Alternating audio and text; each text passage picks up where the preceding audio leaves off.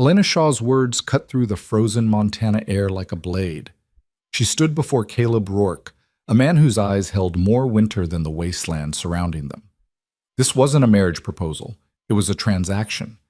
A deal forged in desperation and sealed with ice-cold pragmatism. But some agreements, once made, can't stay simple. Some contracts ignite. Stay with me until the end of this story. Hit that like button and comment what city you're watching from. I want to see how far this journey travels. The stagecoach lurched to a stop, and Elena Shaw gripped the worn leather seat to keep from being thrown forward. Dust billowed through the gaps in the wooden frame, coating her already filthy traveling dress in another layer of Montana grit. She'd been on the road for 8 days. 8 days of rattling bones, stale bread, and the constant company of strangers who asked too many questions. "End of the line, miss," the driver called down, his voice rough as tree bark. Elena peered through the clouded window.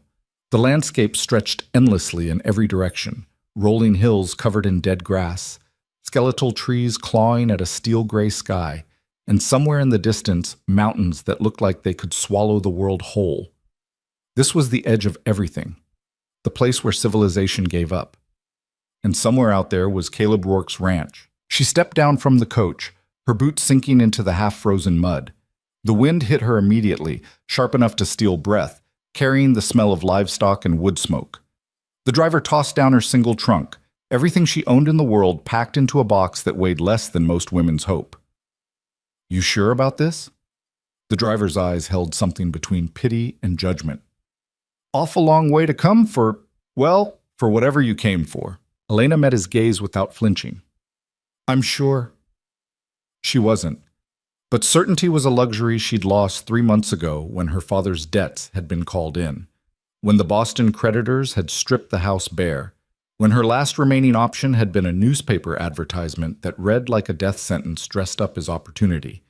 Widow seeks arrangement, must be willing to relocate, discretion essential, compensation provided. The driver shook his head, climbed back onto his perch, and within moments, the stagecoach was disappearing into the distance, leaving Elena alone with her trunk and the weight of her choices.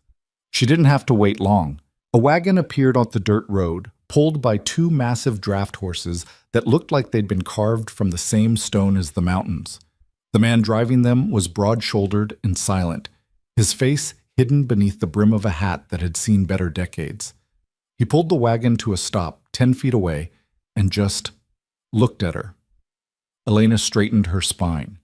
She'd learned early that men like this respected strength more than beauty, directness more than charm. "I'm Elena Shaw.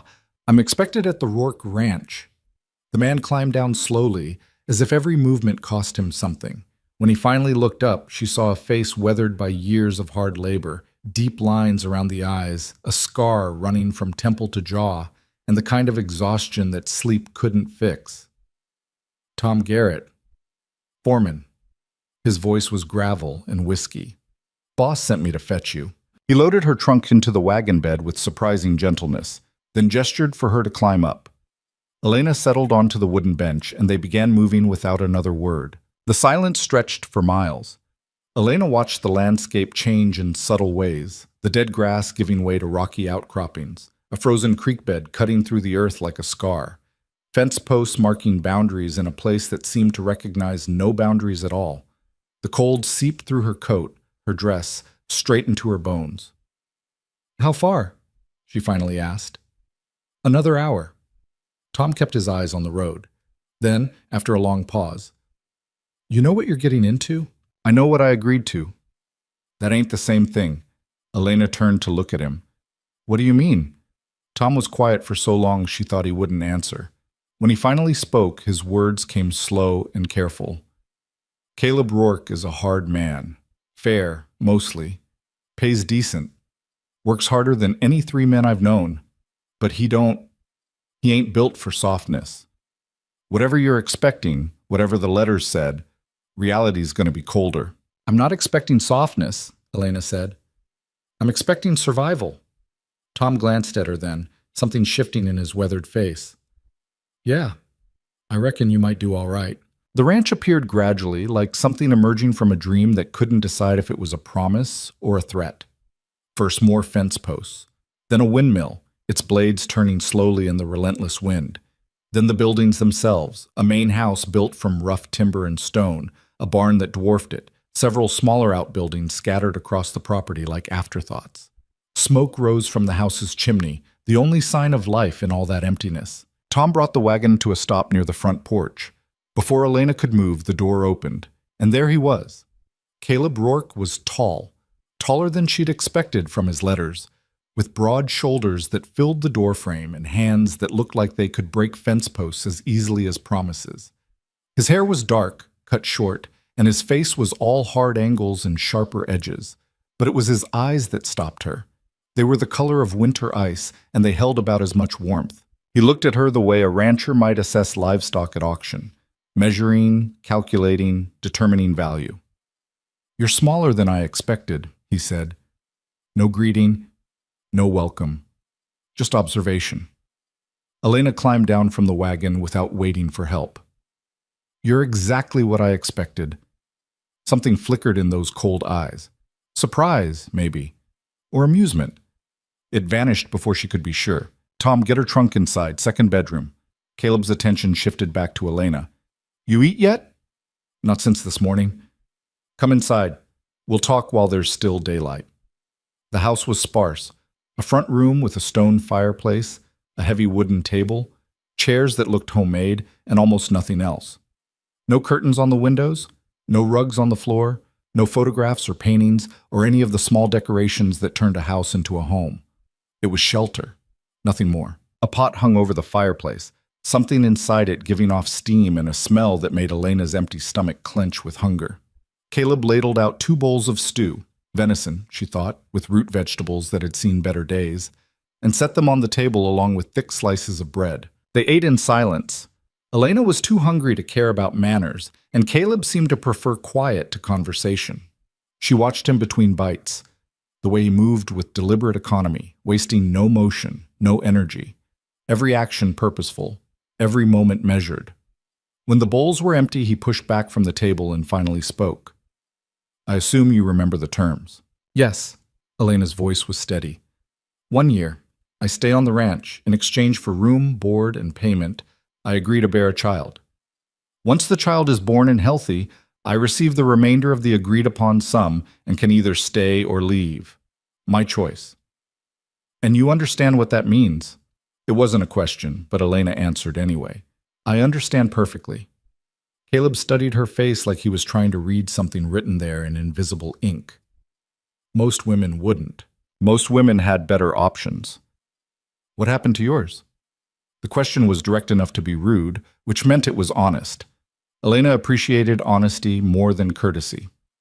"My father died.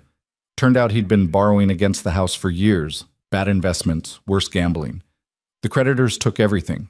My mother passed when I was young, and I have no siblings, no husband, no prospects." She met his gaze without wavering. "So I answered your advertisement, and here I am. You could have found work. Teaching, maybe, or as a governess." Elena's laugh was sharp. "Making $30 a year while some family works me 16 hours a day and treats me like a servant they're doing a favor? No thank you. At least here the terms are clear. The transaction is honest." Caleb was quiet for a moment. Then, "You're not what I expected." "You already said that." "I mean your attitude. Most women who answer ads like that, they come with hope. They think they can change things, make it into something it's not. I'm not most women." Elena leaned forward slightly. "I'm not here to change you, Mr. Rourke. I'm not here to make you love me or turn this arrangement into some fairy tale. I'm here because I need security and you need an heir. That's all. That's enough." For the first time since she'd arrived, something almost like approval crossed his face. "All right then." He stood, pushing his chair back. "I'll show you the house. Your room's upstairs. There's a washroom down the hall. Tom keeps the water heated most evenings. Meals are at 6 in the morning and 6 at night. You're free to move around the property, but don't go past the north fence line. There's wolves up there." Elena followed him through the house, cataloging every detail. The kitchen was functional but basic. The washroom was surprisingly well equipped. A large copper tub, a working pump, shelves stocked with soap and towels. The stairs creaked under their weight, and the second floor was even more austere than the first. 3 doors. He opened the middle one. The bedroom was small. A bed, a dresser, a window that looked out over the dead fields. Her trunk sat at the foot of the bed where Tom had left it. "This is yours," Caleb said. "Mine's at the end of the hall." The implication hung in the air between them. Elena turned to face him directly. "When do you want to start?" The bluntness of the question seemed to catch him off guard. His jaw tightened slightly. "You just got here, and we both know why I'm here. There's no point in pretending otherwise." Caleb's eyes, those ice-cold eyes, searched her face. "You really don't have any illusions about this, do you?" "None." "Good." He stepped back into the hallway. "Get settled. We'll talk more tomorrow." He turned to leave, but Elena's voice stopped him. "Mr. Rourke? What? What happened to your first wife?" The temperature in this hallway seemed to drop 10 degrees. Caleb's entire body went rigid, his hand gripping the doorframe hard enough that his knuckles went white. "That," he said, his voice low and dangerous, "is none of your business. If I'm going to be living here, she's dead. That's all you need to know." He met Elena's eyes, and for the first time she saw something besides cold calculation. She saw pain, raw and deep and carefully buried. "We don't talk about her. Not now. Not ever. Understood?" Elena nodded slowly. "Understood." He disappeared down the hall, his footsteps heavy on the wooden floor. A moment later, she heard a door close with more force than necessary. Elena stood alone in the small room, listening to the wind howl against the window. She'd asked the question knowing it was dangerous, needing to understand what kind of man she'd bound herself to. Now she had her answer. Caleb Rourke was a man haunted by ghosts, protected by walls, and determined to keep both firmly in place. She unpacked her trunk slowly, hanging her few dresses in the small wardrobe, arranging her books on the dresser. The physical act of settling in did nothing to settle her nerves. She'd known this wouldn't be easy. But knowing and experiencing were different things. Night fell quickly in Montana, the darkness absolute and suffocating. Elena washed her face in the basin, changed into her nightgown, and climbed into bed. The mattress was firmer than she was used to, the blankets heavy but warm. Outside, something howled in the distance. Those wolves Caleb had mentioned, probably. The sound was lonely and wild and perfect for this place. Sleep wouldn't come. Elena lay in the darkness, staring at the ceiling, thinking about the choices that had led her here. Boston seemed like another lifetime. The furnished parlor, the calling cards, the carefully orchestrated social events, all of it had been a performance, a dance around the truth that her family was drowning in debt. When her father died, the performance ended. The curtain came down, and she'd been left standing in the wreckage, holding nothing. The advertisement had appeared in the paper 3 weeks later. She'd read it a dozen times before she'd had the courage to respond. The letters that followed had been businesslike, cold but honest. Caleb Rourke didn't want a wife. He wanted a mother for his future children. He'd pay well for the service. No love required. No attachment expected. It had seemed straightforward enough in writing. Reality, as Tom had warned, was much colder. Morning came gray and bitter. Elena woke to the sound of movement downstairs. Heavy footsteps, the clatter of pots, the creak of the front door opening and closing. She dressed quickly, braiding her hair and pinning it up, then made her way down to the kitchen. Caleb was at the stove, cooking eggs in a cast-iron skillet. He glanced at her briefly. "Coffee's ready? Cups are in the cabinet." Elena poured herself a cup and sat at the table. The coffee was strong enough to strip paint, but it was hot, and it was something to do with her hands. Caleb served breakfast without ceremony. Eggs, bacon, more of that dense bread. They ate in silence again, and Elena wondered if this was how every meal would be. No conversation, no connection, just fuel consumed out of necessity. When they'd finished, Caleb stood and grabbed his coat from a hook by the door. "I've got work to do," he said. "Tom will show you around if you want. Stay close to the house today." "Wait." Elena stood as well. "When are we going to talk about the arrangement?" Caleb's hand froze on the doorknob. "What's there to talk about? You know the terms." "Yes, but—" "Then we're done talking." He pulled the door open, letting in a blast of frigid air. "I don't need a wife, Miss Shaw. I need a mother for my children. The less we complicate that, the better." And you think pretending I don't exist is going to make this work? He turned back then, his face hard. I think you came here understanding what this was. Don't try to make it something else. I'm not trying to make it anything. I'm trying to understand how we're supposed to... She stopped, searching for words that wouldn't sound desperate. You can't just ignore me. Watch me. The door slammed shut behind him, rattling the windows. Elena stood in the sudden silence, anger and frustration warring in her chest. She'd expected coldness. She'd prepared for distance. But this wasn't distance. This was erasure. He wanted her invisible, present but not seen, functional but not real. She wouldn't do it. The day passed slowly. Tom showed her around the property. The barn where 24 cattle huddled against the cold. The henhouse where chickens pecked at frozen ground. The storage buildings filled with equipment and supplies. He explained the ranch's operations with the patience of a man who'd explained them many times before. Caleb raised cattle primarily, some horses, sold beef to the military fort 30 miles south. The work was brutal in winter, manageable in summer, and never easy. He built all this himself? Elena asked as they stood looking at the main house. Most of it. Had help with the barn, but yeah, rest was him. Took him 6 years. Tom's weathered face softened slightly. Man works like he's trying to outrun something, always has. His first wife? Tom's expression shuddered immediately. Ain't my story to tell. Everyone keeps saying that, but I'm living in her house, sleeping in her... Different room, Tom interrupted. Caleb tore that one down. Built this one new. Elena absorbed that information slowly. He tore down the room? Tore down half the house. Started over. Tom looked at her then, his eyes serious. Whatever demons that man's fighting, they're his to fight. Best you can do is stay out of the way. But Elena was discovering she didn't want to stay out of the way. Something about Caleb Rourke's determined coldness made her want to push back, to refuse erasure, to insist on being seen. It was probably foolish. It was definitely dangerous. She did it anyway. That evening she cooked dinner. Caleb came in at 6, covered in dirt and exhaustion, and stopped dead when he saw the table set with plates, the pot of stew she'd made from the provisions in the larder, fresh bread wrapped in cloth. What's this? His voice was suspicious. Dinner. I thought I should start earning my keep. I didn't ask you to cook. You didn't ask me not to. Elena ladled stew into his bowl. Sit down before it gets cold. For a moment, she thought he'd refuse.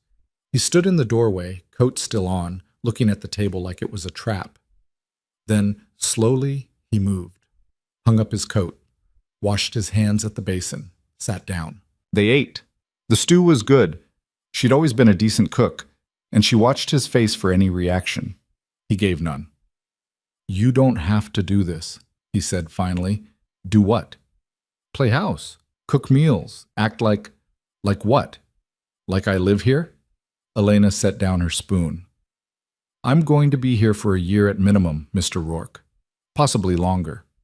I can either spend that time hiding in my room and eating bread and cheese, or I can make myself useful. Which would you prefer? His jaw tightened. I prefer you remember what you're here for. I remember perfectly. Do you? They locked eyes across the table. The firelight cast harsh shadows across Caleb's face, making him look even more forbidding than usual. But Elena didn't look away. You're trying to make this complicated, he said. No. I'm trying to make this bearable. For who? For both of us. Caleb pushed back from the table abruptly. I don't need things to be bearable. I need them to be clear. They're clear. You want a child. I've agreed to give you one. But that doesn't mean I have to disappear in the meantime. Maybe it does. Why? Because your first wife... Don't! The word came out sharp as a whip crack. Caleb's hands were clenched into fists. I told you, we don't talk about her. Then talk about you. Talk about why you're so determined to keep me at arm's length when we both know... Because it's easier. The words exploded out of him, harsh and sudden. He stood there breathing hard, looking like a man who'd just revealed something he'd meant to keep buried. Because caring makes things complicated. Because attachment means risk. And I don't... He stopped, collected himself. I don't do that anymore. The silence that followed was thick and charged. Elena spoke quietly. I'm not asking you to care. I'm asking you to acknowledge I exist. Caleb stared at her for a long moment. Then he turned and walked out of the room. She heard his footsteps on the stairs, heard his bedroom door close. Elena sat alone at the table, the fire crackling, the stew growing cold. She'd pushed. He'd pushed back, and somewhere in that exchange she'd seen the truth. Caleb Rourke wasn't cold because he didn't feel. He was cold because he felt too much. The days fell into a pattern. Caleb worked from dawn until dark, barely speaking, barely acknowledging her presence. Elena cooked, cleaned, explored the property, and refused to be invisible. Every dinner was a silent battle. Every morning, a fresh standoff. A week passed. Then 2. And then on the 15th night, Caleb knocked on her bedroom door.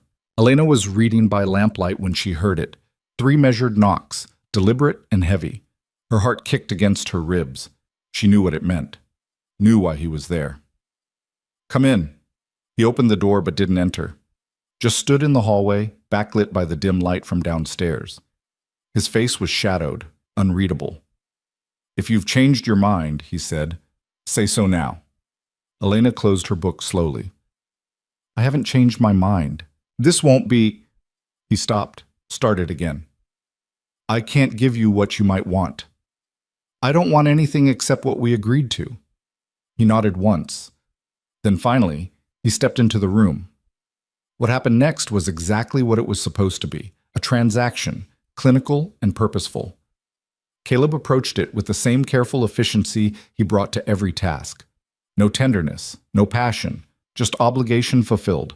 Except there were moments, brief, fleeting moments, when Elena felt his hands shake slightly, when his breath caught, when something besides duty flickered in his eyes. Moments when the walls cracked just enough to let through a glimpse of the man underneath. Afterward, he left without a word. Elena lay in the darkness, her body still humming with unfamiliar sensations, her mind racing. It should have felt empty, hollow. It was exactly what she'd agreed to, sex without love, intimacy without connection. So why did it feel like something more had just happened? The pattern continued. Every third night, Caleb would knock. Elena would answer. And in the darkness of that small room, with the Montana wind howling outside, they would fulfill their agreement. But something was changing. Caleb started lingering afterward. Not long, just a few minutes. Sitting on the edge of the bed, silent, like he was working up the courage to say something he couldn't quite voice. He never did. But the fact that he stayed at all felt significant. Elena found herself waiting for those nights. Not just because of the physical act, though she was surprised to discover it wasn't as awful as she'd feared, but because those were the only times Caleb let his guard drop even slightly. In those quiet moments after, she could see past the walls to the lonely, wounded man underneath. And despite every promise she'd made to herself, despite every intention to keep this simple, she was starting to care. One night, about a month after she'd arrived, they lay side by side in the darkness, not touching, but not apart either. The wind rattled the window. The fire downstairs had burned down to embers, and the cold was creeping in around the edges. "Why Montana?" Elena asked quietly. She felt rather than saw Caleb tense beside her. "What? You could have built a ranch anywhere. Why here? Why the middle of nowhere?" Silence stretched. She'd pushed too far again, asked too much. But then, because here, people leave you alone. It wasn't much, but it was something. A crack in the armor. "Is that what you want? To be left alone?" Another pause. "It's safer." "Safer than what?" "Than the alternative." Elena turned her head to look at him, though she could barely see his face in the darkness. "What happened to her? Your wife?" She expected anger. Expected him to leave, to shut down, to rebuild the walls higher than before. Instead, she heard something break in his voice when he spoke. "She left." 2 words, simple, devastating. "She left," he said again, like he needed to hear it himself. 3 years ago. "We'd been married 4 years. I thought..." He stopped, swallowed hard. "I thought we were building something, but I was building alone. She was just waiting for a way out." Where did she go? Back east, to the man she'd actually loved, the one her parents wouldn't let her marry. His laugh was bitter. Turns out I was the consolation prize, the second choice, good enough to escape to, not good enough to stay for. Elena felt something crack open in her chest. Caleb, don't. He sat up, the moment shattering. Don't pity me. And don't think this, he gestured between them, is anything like that. This is different. This is clear. Is it? He looked at her then, really looked at her. And for a moment she saw everything. The pain, the fear, the desperate need to protect himself from feeling anything real. It has to be, he said. Then he stood, pulled on his clothes, and walked out. Elena lay alone in the bed, staring at the ceiling, her heart aching for a man who'd been so thoroughly broken that he'd convinced himself numbness was the same as strength. She was falling for him. Against all logic, against all intention, she was falling for Caleb Rourke, and it was going to destroy them both. Winter came down hard the next week, transforming the Montana landscape into something even more unforgiving. Snow fell in thick curtains that erased the horizon, wind howled through gaps in the barn walls, and the temperature dropped so low that water froze in the buckets overnight. Elena woke each morning to frost patterns on her window that looked like skeletal fingers reaching across the glass. Caleb became even more distant after the night he'd told her about his wife. He left the house before dawn, came back after dark, and spoke only when absolutely necessary. At meals, he ate quickly and in silence, his eyes fixed on his plate like it held answers to questions he wouldn't ask. The nights he came to her room became mechanical again. No lingering, no conversation, just the fulfillment of their agreement before he disappeared back down the hall. Elena told herself it was fine. This was what she'd signed up for. Distance, transaction, simplicity. But her heart wasn't listening. She caught herself watching for him during the day, looking out the kitchen window to see if she could spot him working near the barn or riding out to check the fence lines. She cooked meals she thought he might like, even though he never commented on the food. She stayed awake some nights, listening to the floorboards creak as he moved around in his room, wondering what kept him from sleeping. It was ridiculous, dangerous, exactly the kind of attachment she'd promised herself she wouldn't form. Tom noticed, of course. The old foreman had a way of seeing things people tried to hide. "You're getting in deep," he said one afternoon as they fed the chickens together. The hens clustered around their feet, pecking at scattered grain, oblivious to the cold. Elena kept her eyes on the work. "I don't know what you mean." "Yeah, you do." Tom's voice was gentle but firm. "I've been watching you watch him, and I've been watching him try not to watch you. He barely acknowledges I exist. That's how you know he's noticing." Tom scattered another handful of grain. "Man like Caleb, he don't ignore things that don't matter to him. He ignores things that matter too much." Elena stopped, the feed bucket heavy in her hands. "What am I supposed to do, Tom? Pretend I don't care?" "Might be safer. I didn't come here for safe." "No," Tom agreed. "You came here to survive. Just make sure you still can when this is over." The words haunted her for days. When this is over. As if there was an ending already written, as if the only question was how much damage they'd do to each other before reaching it. The storm hit on a Tuesday. Elena had seen storms in Boston, rain that turned streets to rivers, wind that rattled windows, thunder that shook the walls. But Montana storms were different. They didn't just arrive. They attacked. The sky turned the color of old bruises, the wind picked up until it sounded like something alive and angry, and the snow came down so thick she couldn't see the barn from the kitchen window. Caleb was out in it. He'd left that morning to check the north fence line, the one he'd warned her about that first day. Tom had tried to talk him out of it. The storm was forecast, anyone could see it building, but Caleb had gone anyway, stubborn and determined as always. Now the storm was here, and he wasn't back. "He'll be fine," Tom said, though his eyes kept darting to the window. "Man knows this land better than anyone. He'll find shelter, wait it out." "And if he doesn't?" Tom didn't answer. By nightfall, the storm had intensified into something monstrous. Wind screamed around the house, battering the walls, finding every crack and gap. Snow piled against the windows. The temperature dropped so fast that ice formed on the inside of the glass. Elena couldn't sit still. She paced the kitchen, the front room, back to the kitchen. Each circuit brought her to the window, searching the white chaos for any sign of movement. "You're going to wear a hole in the floor," Tom said from his chair by the fire. He'd stayed at the house instead of returning to his cabin, too dangerous to travel even that short distance. He should be back by now. Should and will ain't always the same thing in weather like this. So we just wait? Unless you got a better idea. Elena did have an idea, but it was insane. She pushed it down, tried to ignore it, but it kept resurfacing like something floating in dark water. Caleb was out there alone, possibly hurt, possibly lost, and she was standing here doing nothing. I could go look for him, she said. Tom's head snapped up. Absolutely not. He could be fine. And even if he ain't, you going out there won't help. You'll just get yourself killed, and then I'll have 2 people missing instead of 1. Tom's voice was harder than she'd ever heard it. You stay put. That's an order. You're not my boss. No, but I'm the one with sense enough to know suicide when I hear it. They stared at each other across the fire.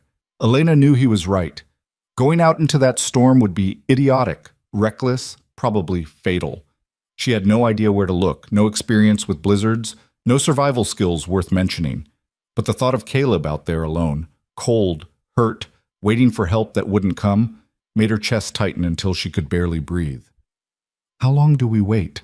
She asked quietly. Tom's face softened. Till morning. If he's not back by first light, we'll organize a search. Me and the boys from the neighboring ranch will find him. And if he's dead by morning, then he was dead an hour after the storm hit, and there's nothing we could have done. The brutal honesty of it made Elena flinch, but she nodded, sat down in the chair across from Tom, and waited. The night stretched endlessly. The storm battered the house with relentless fury. Tom dozed in his chair, but Elena couldn't sleep. She kept seeing Caleb's face, those ice-cold eyes that hid so much, that hard jaw that never relaxed, those hands that shook when he thought she wasn't paying attention. Around midnight, she heard it. A sound beneath the wind, faint, rhythmic, like something hitting wood. Elena was on her feet immediately. Tom, wake up! The old foreman jerked awake. What? Listen. They both went silent. There it was again. 3 heavy thumps, a pause, then 3 more. Tom was moving before Elena could react, grabbing his coat, lighting a lantern. Stay here. Not a chance. She followed him to the front door. Tom yanked it open, and the storm tried to tear it from his hands. Wind and snow blasted into the house, extinguishing the fire, scattering papers from the table. Tom held the lantern high, and in its weak circle of light, Elena saw him. Caleb. He was on his knees on the porch, one hand gripping the railing, the other hanging useless at his side. His face was white as the snow around him, his lips blue, his eyes barely focused. Blood had frozen in a dark line down the side of his face. Help me get him inside! Tom shouted over the wind. Together, they hauled Caleb into the house. He was conscious, but barely, his body shaking so hard his teeth rattled. Tom kicked the door shut while Elena grabbed blankets from the chest near the fire. Get those wet clothes off him, Tom ordered, already working on Caleb's boots. We gotta get him warm fast or we'll lose him to hypothermia. Elena's hand shook as she unbuttoned Caleb's coat, his shirt. His skin was ice cold beneath her fingers, and when she pulled the fabric away, she saw the injury, a gash along his ribs, deep and ugly, bleeding sluggishly. What happened? She asked, but Caleb couldn't answer. His eyes kept sliding shut, his head lolling forward. Stay awake, Tom commanded, slapping Caleb's face lightly. Come on, boss, stay with us. Between them, they stripped off the wet clothes and wrapped Caleb in blankets. Tom rebuilt the fire to a roaring blaze while Elena heated water, found clean cloths, tried to remember everything she'd ever learned about treating wounds. It wasn't much. How bad is it? She asked as she cleaned the gash. Tom examined it closely. Needs stitches. Probably caught himself on barbed wire or a fence post. Lucky it ain't deeper. I don't know how to stitch a wound. Then you're about to learn. Tom found a needle and thread, actual sewing thread, because apparently that's what you used when the nearest doctor was 30 miles away in a blizzard. He showed Elena how to pinch the skin together, how to push the needle through, how to tie off each stitch. Her hand shook the entire time, but she did it. Caleb groaned when the needle first pierced his skin, but he didn't pull away. Didn't fight.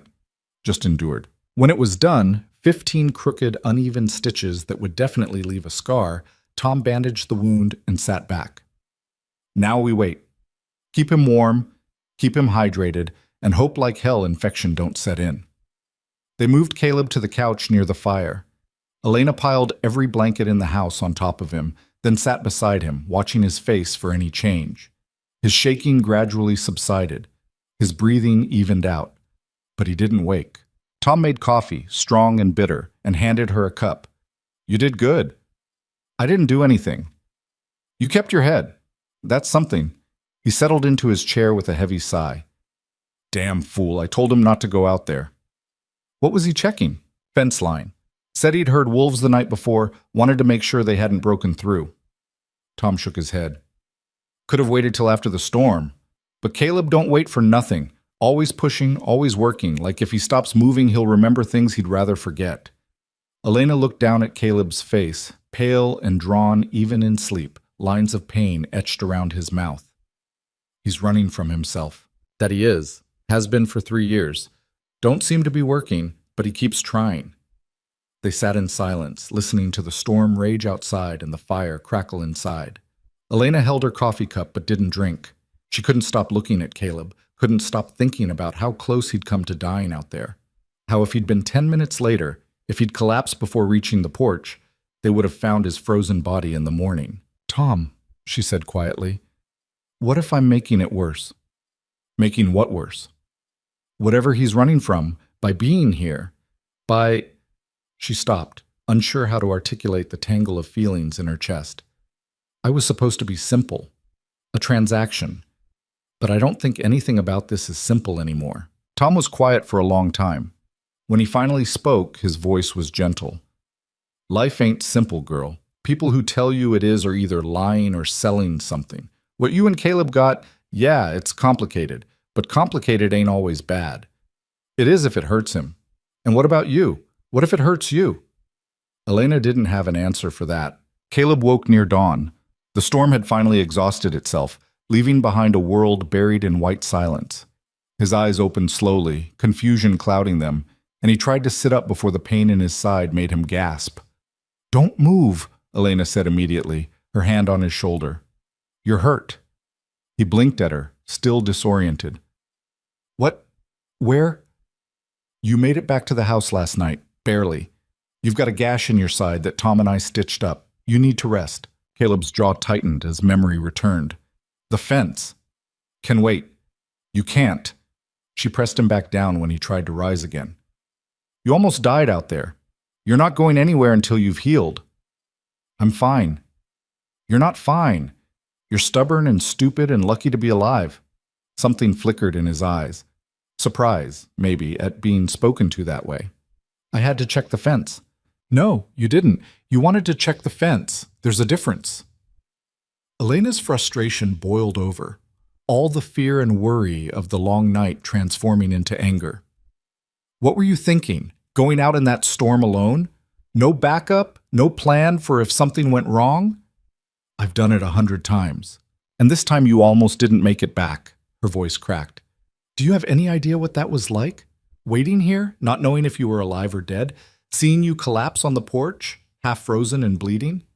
Caleb stared at her. "Why do you care?" The question hit like a physical blow. Elena felt tears sting her eyes, and she blinked them back furiously. "Because I'm not made of stone, Caleb. Because I'm a human being who doesn't want to see another human being die. Because—" She stopped. Couldn't say the rest. Couldn't admit that somewhere along the way, this arrangement had stopped being business and started being something else entirely. "Because what?" His voice was softer now, his eyes searching her face. "Because you matter," she said finally. "Whether you want to or not. Whether I want you to or not. You matter." The silence that followed felt heavy and fragile at the same time. Caleb's hand moved slightly on the blanket, like he wanted to reach for her but couldn't quite make himself do it. "I didn't ask you to care," he said. "I know. I care anyway." He closed his eyes. "That's a mistake." "Probably." Elena stood, needing distance, before she said something she couldn't take back. "I'll make breakfast. You need to eat." She left him on the couch and went to the kitchen, her hands shaking as she worked. She heard Tom come downstairs, heard the low murmur of conversation between the two men, but she didn't join them. She needed time to collect herself. to rebuild the walls Caleb had so thoroughly demolished without even trying. When breakfast was ready, eggs and bacon and fresh bread, she brought it to the front room. Tom had helped Caleb sit up, propping him against the arm of the couch with pillows. He looked better than he had a few hours ago, but the pain was still there in the tightness around his eyes. "Eat," she said, handing him a plate. "All of it." Caleb took the plate without argument. He was learning, apparently, that when Elena used that particular tone, resistance was futile. They ate together, the three of them, while pale winter light filtered through the windows and revealed the extent of the storm's damage. Snow had drifted against the side of the house in waves 3 feet high. The path to the barn was completely buried.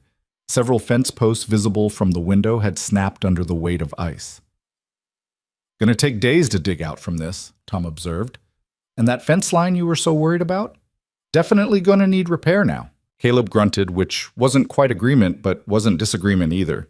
"You're staying inside until that wound heals," Elena said. It wasn't a suggestion. "I've got work."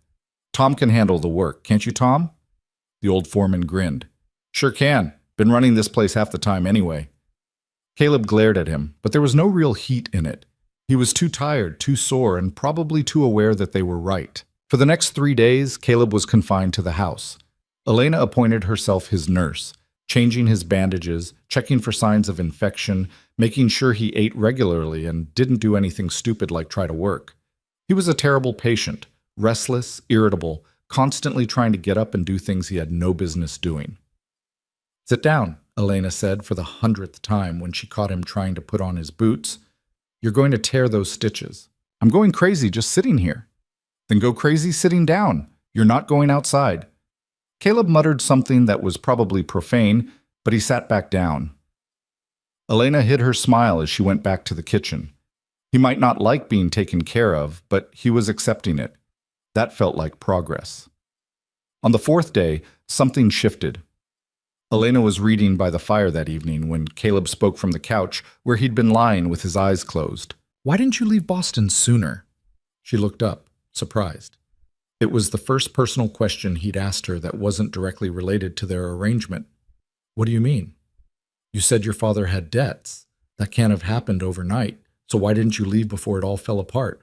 Elena set down her book. "Because I kept thinking he'd fix it, that he'd stop gambling, stop making bad investments, stop pretending everything was fine when it clearly wasn't." She stared into the fire. "I believed in him longer than I should have.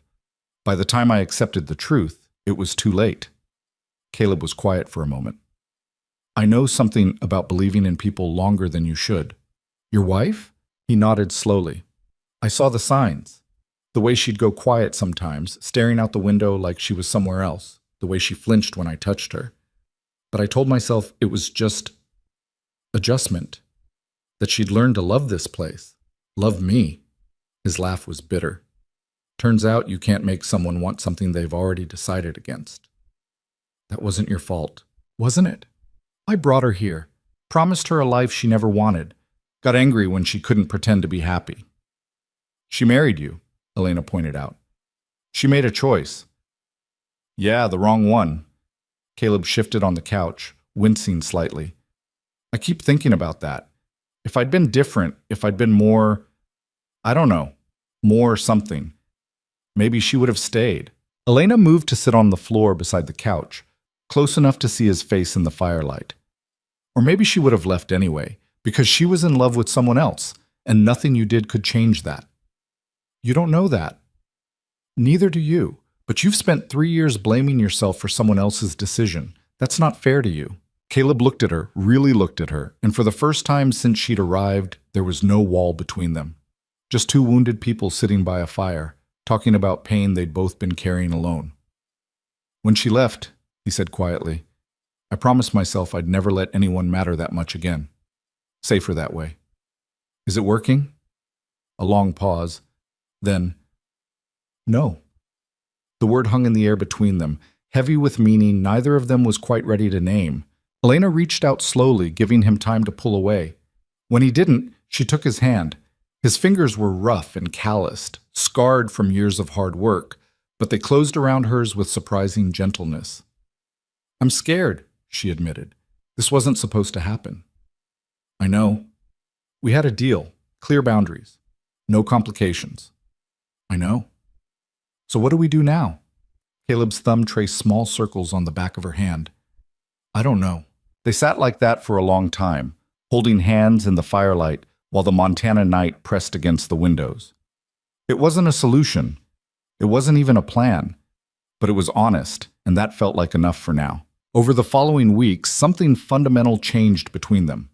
Caleb still worked long hours. His wound healed faster than Elena would have liked. But he started coming back earlier, started sitting with her after dinner instead of immediately retreating to his room, started talking. He told her about building the ranch, about the backbreaking labor of felling trees and hauling stone, about the first winter when he'd nearly starved because he didn't know how to preserve food properly.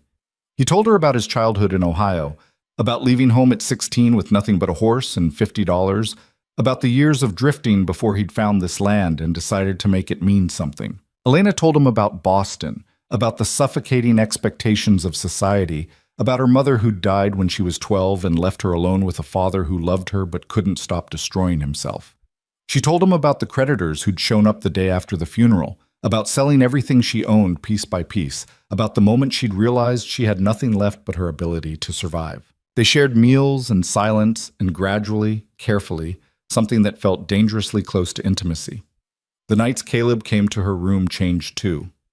There was still purpose behind them. The arrangement hadn't ended, but there was also tenderness now. He touched her like she was something precious instead of necessary. He stayed afterward, sometimes for hours, talking in the darkness or just lying beside her, their breathing synchronized. "This is a bad idea," Elena whispered one night, her head on his chest. She felt him nod. "Terrible idea." "We should stop." "Probably." Neither of them moved. Tom watched their transformation with knowing eyes, but said nothing.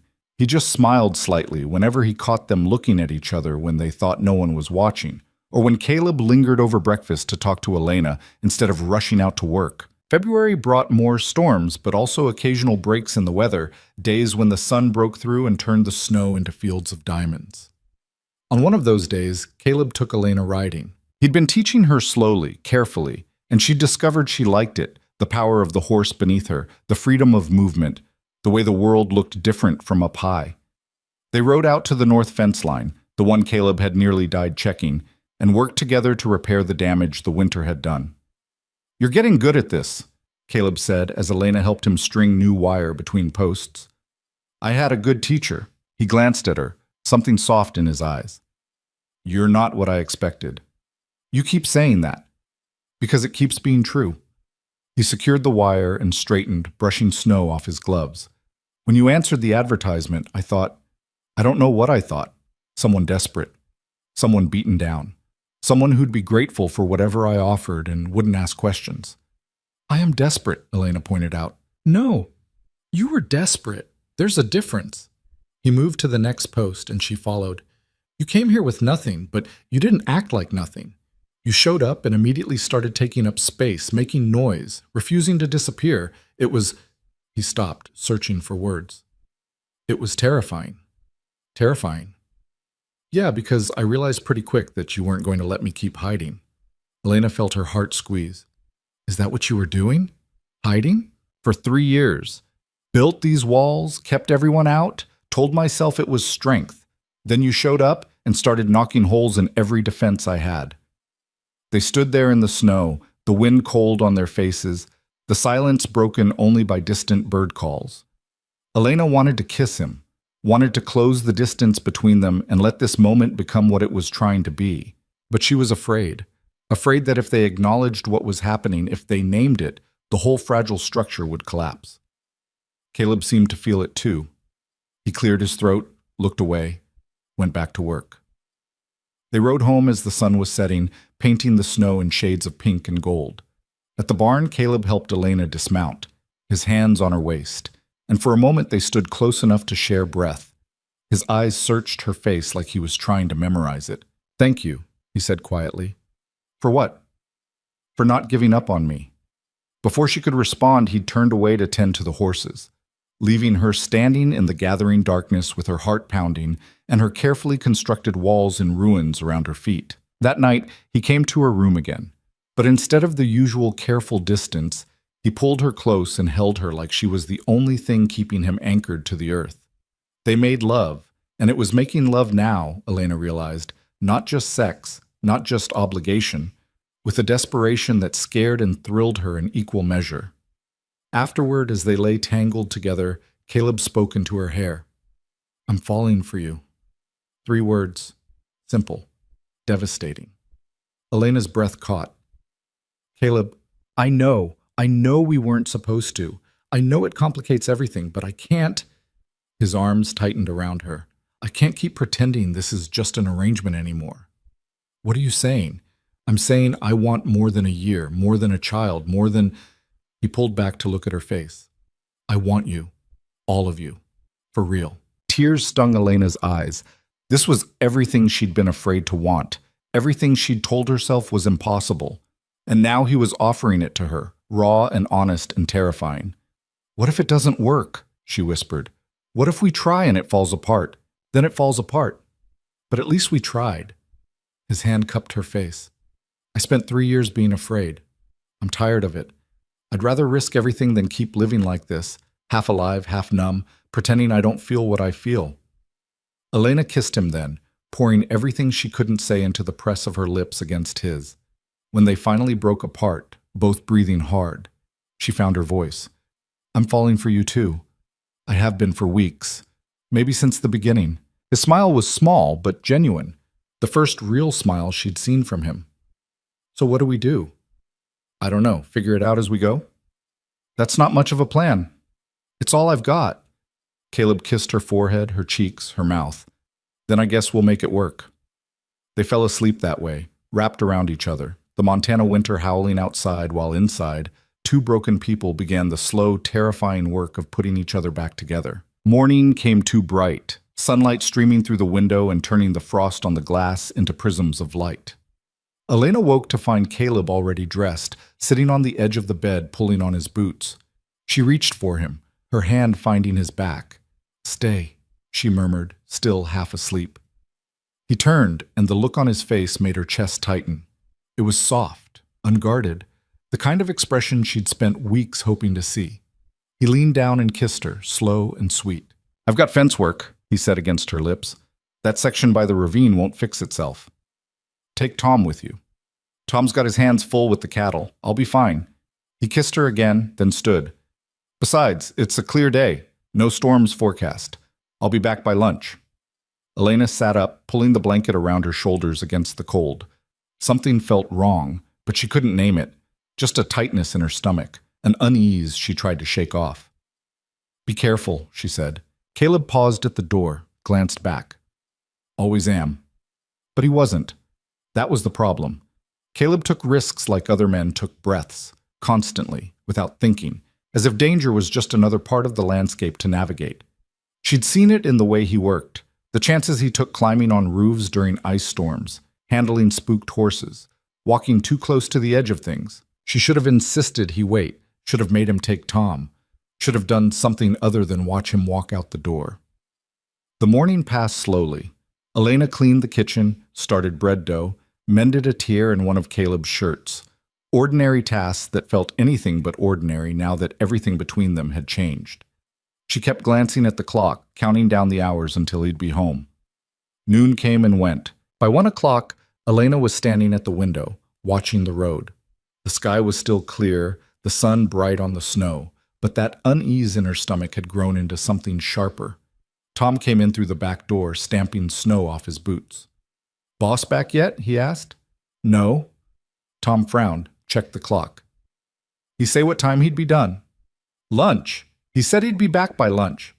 They looked at each other, and Elena saw her own worry reflected in the old foreman's eyes. "Could be the work's taking longer than he thought," Tom said, but his voice lacked conviction. "That section's in rough shape? Or something's wrong. Let's not jump to conclusions. Give him another hour. If he's not back by 2, I'll ride out and check." Elena nodded, but the waiting was agony. She tried to distract herself with work, but her hands shook and her mind kept conjuring scenarios. Caleb fallen, injured, unable to get back to his horse. Caleb caught in another storm that hadn't been forecast. Caleb lying somewhere in the snow, bleeding, alone. 2 o'clock arrived. No Caleb. Tom was already saddling his horse when Elena came running to the barn. "I'm coming with you," she said. "Elena?" "Don't argue. You'll need help if he's hurt." Tom looked like he wanted to protest, but he just nodded and saddled a second horse. They rode out fast, following the path Caleb would have taken toward the north fence line. The snow was deep in places, slowing them down, but Tom knew the land and picked the easiest route. The temperature was dropping. Elena could feel it in the way the air bit at her exposed skin, the way her breath came out in thicker clouds. The sun was already starting its descent toward the mountains, and up here, darkness came early and fast. "How much farther?" Elena called over the sound of hoofbeats. "Another mile, maybe less. The ravine's just past that ridge." They crested the ridge, and Elena's heart stopped. Caleb's horse stood alone near the fence line, still saddled, reins dragging in the snow. No sign of Caleb. Tom was off his horse before it fully stopped, Elena right behind him. They found the fence, partially repaired, tools scattered in the snow as if dropped suddenly, and then they saw the tracks, leading to the edge of the ravine. "No," Elena whispered. The ravine was deep, maybe 20 feet, its sides steep and covered in ice. At the bottom, barely visible in the shadows, she saw him. Caleb lay crumpled against the far wall, not moving. "Caleb!" Elena screamed, already running toward the edge. Tom grabbed her arm. "Don't. The edge is unstable. You go over too, and we're all dead." "We have to get down there." Tom was already assessing the slope, his face grim. "It's too steep, too icy. We need rope, equipment. We don't have time for that. Look at him, Tom. He's not moving." As if in response to her voice, Caleb stirred. His hand moved slightly, and his head turned toward the sound. Even from this distance, Elena could see blood on his face. "Caleb," she called again. "Can you hear me?" His eyes opened, found her. His lips moved, but no sound reached them. "I'm going down," Elena said. "Like hell you are. You'll break your neck." "Then what do we do? Ride back for rope? That'll take an hour at least, and it'll be dark by then. He could die waiting." Tom's jaw worked. He knew she was right. "If you go down there, you might not be able to get back up." "I know. You could both freeze to death before I get back with help." "I know that too." Tom stared at her, and she saw the moment he accepted what she was going to do. "You're as stubborn as he is. Probably why this works." Despite everything, Tom almost smiled. "All right, let me find the best way down. And Elena, if you die down there, he'll kill me, so don't." They spent precious minutes searching for the least treacherous path. Finally, Tom pointed to a section where rocks jutted out at intervals, creating natural handholds. It was still dangerous. One slip would send her tumbling, but it was possible. "Take my coat," Tom said, already shrugging out of it. "You'll need the extra layer, and here." He pressed a small flask into her hand. "Whiskey. If he's conscious, it might help with the pain." Elena pulled on the coat, pocketed the flask, and approached the edge. Looking down made her stomach lurch, but she didn't let herself hesitate. Caleb needed her. That was all that mattered. The descent was nightmare. The rocks were slick with ice, her boots kept sliding, and more than once she caught herself just before falling. Her hands were scraped raw within minutes, her shoulders screaming from gripping so hard.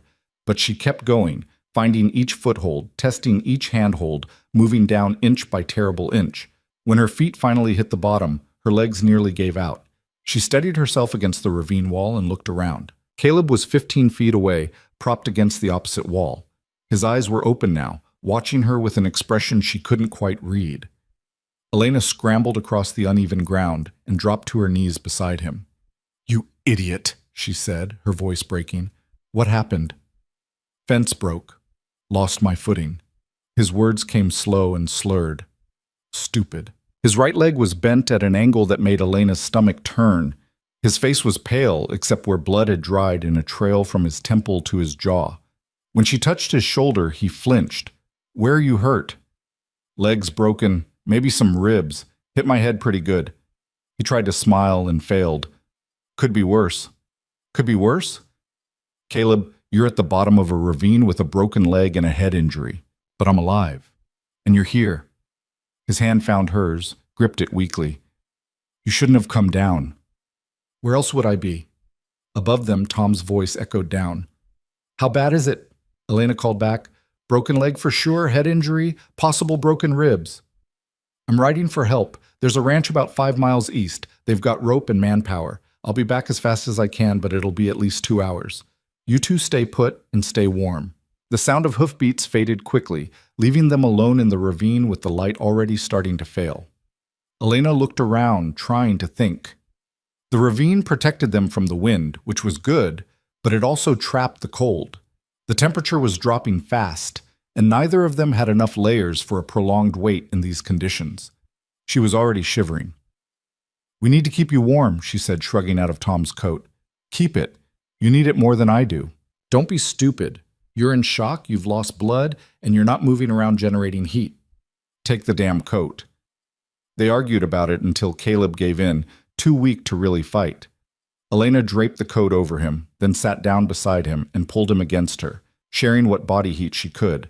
It wasn't much, but it was something. "Tell me what happened," she said, partly to keep him talking, partly because she needed to know. Caleb's voice was getting softer. "Was replacing a post. Fence line gave way, rotted wood I didn't see. Went down before I knew what was happening." "How long were you down here before we came?" "Don't know. Hour, maybe. Tried to climb out, but the leg—" He trailed off, his breathing shallow. Elena felt panic rising. "Stay awake, Caleb. You have to stay awake." "Tired. I know. But if you have a concussion, you can't sleep. So you're going to talk to me.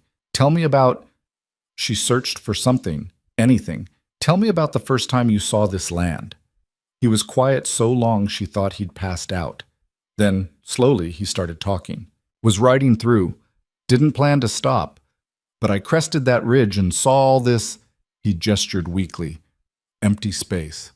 No people, no buildings, nothing but land and sky. And I thought I could build something here. Something that was mine. Something nobody could take away. And you did." "Yeah. For all the good it did me." His head lolled against her shoulder. "Wasn't supposed to be alone, though. Had plans. A family. A real life. You still can have that." Caleb's laugh was bitter. "Look at me, Elena. Broken at the bottom of a ravine. This is what I do. I break things. Break myself. Break people around me. That's not true. Isn't it? Sarah left because I couldn't make her happy. And you came here for a simple transaction, and I've turned it into this mess." Elena turned his face toward her, made him look at her. "This isn't a mess. This is real. This is two people who were broken finding each other and trying to put the pieces back together. That's not wrong, Caleb. What if I can't be fixed? What if you don't need to be?" She brushed hair back from his forehead, careful of the gash. "Maybe we're both exactly as broken as we need to be. Maybe that's the point." "That doesn't make sense. Since when does any of this make sense?" He smiled then, a real smile despite the pain. "Since you showed up and refused to disappear." The light was fading fast now, the ravine filling with shadows. Elena could barely see Caleb's face, could only feel the weight of him against her and the slow rise and fall of his chest. The cold was getting worse. She could feel it seeping into her bones, making her fingers numb, her thoughts sluggish. "Talk to me," Caleb said, his voice barely a whisper. "Stay awake." "I'm awake." "Barely. Tell me something. Something I don't know about you." Elena tried to think through the fog of cold and fear. "When I was little, I wanted to be a painter, not portraits or landscapes, something different, abstract shapes, colors that didn't exist in nature. My mother encouraged it, but after she died, my father said it was impractical, that I needed to focus on being marriageable. You should paint again." "Maybe I will. When spring comes, I'll paint the mountains, make them purple and green and colors they've never been." "I'd like to see that." They fell quiet. Above them, stars were starting to appear in the narrow strip of sky visible between the ravine walls. Elena had never seen stars like that in Boston, so bright they looked close enough to touch, so many they turned the darkness into something almost light. "Elena," Caleb said, and something in his voice made her heart clench. "What? If I don't make it? Don't say that. Listen." His hand tightened on hers. "If I don't make it, I need you to know, these past months, they've been the best of my life. Even with all the fear and the fighting and the walls, you made me feel something I thought I'd lost, You made me want to try again. Tears froze on Elena's cheeks. You're going to make it. Tom's bringing help. We just have to wait. But if I don't, then I'll run this ranch. I'll take care of the cattle and fix the fences and keep your legacy alive. I'll do all of it. But you're going to make it, Caleb. You have to. He was quiet for a long time. When he spoke again, his voice was so soft she almost didn't hear it. I love you. The words hit her like a physical force. 3 words she'd been afraid to hope for. 3 words that changed everything. I love you too, she whispered back. So you better not die on me, because I didn't come all this way and climb down into this frozen hell just to lose you. Caleb's hand came up to cup her face, his thumb brushing away her tears. Bossy. You like it? Yeah, I do. He kissed her then, soft and sweet and tasting of blood and snow. When they broke apart, Elena pressed her forehead against his and just breathed, counting his heartbeats, feeling him alive against her. The cold got worse. Much worse. Elena's entire body was shaking now, and Caleb had gone worryingly still. She kept talking to him, telling him stories about Boston, about her childhood, about anything she could think of to keep them both conscious. But her words were slurring, her thoughts fragmenting. Time became strange. She couldn't tell if they'd been in the ravine for 1 hour or 10.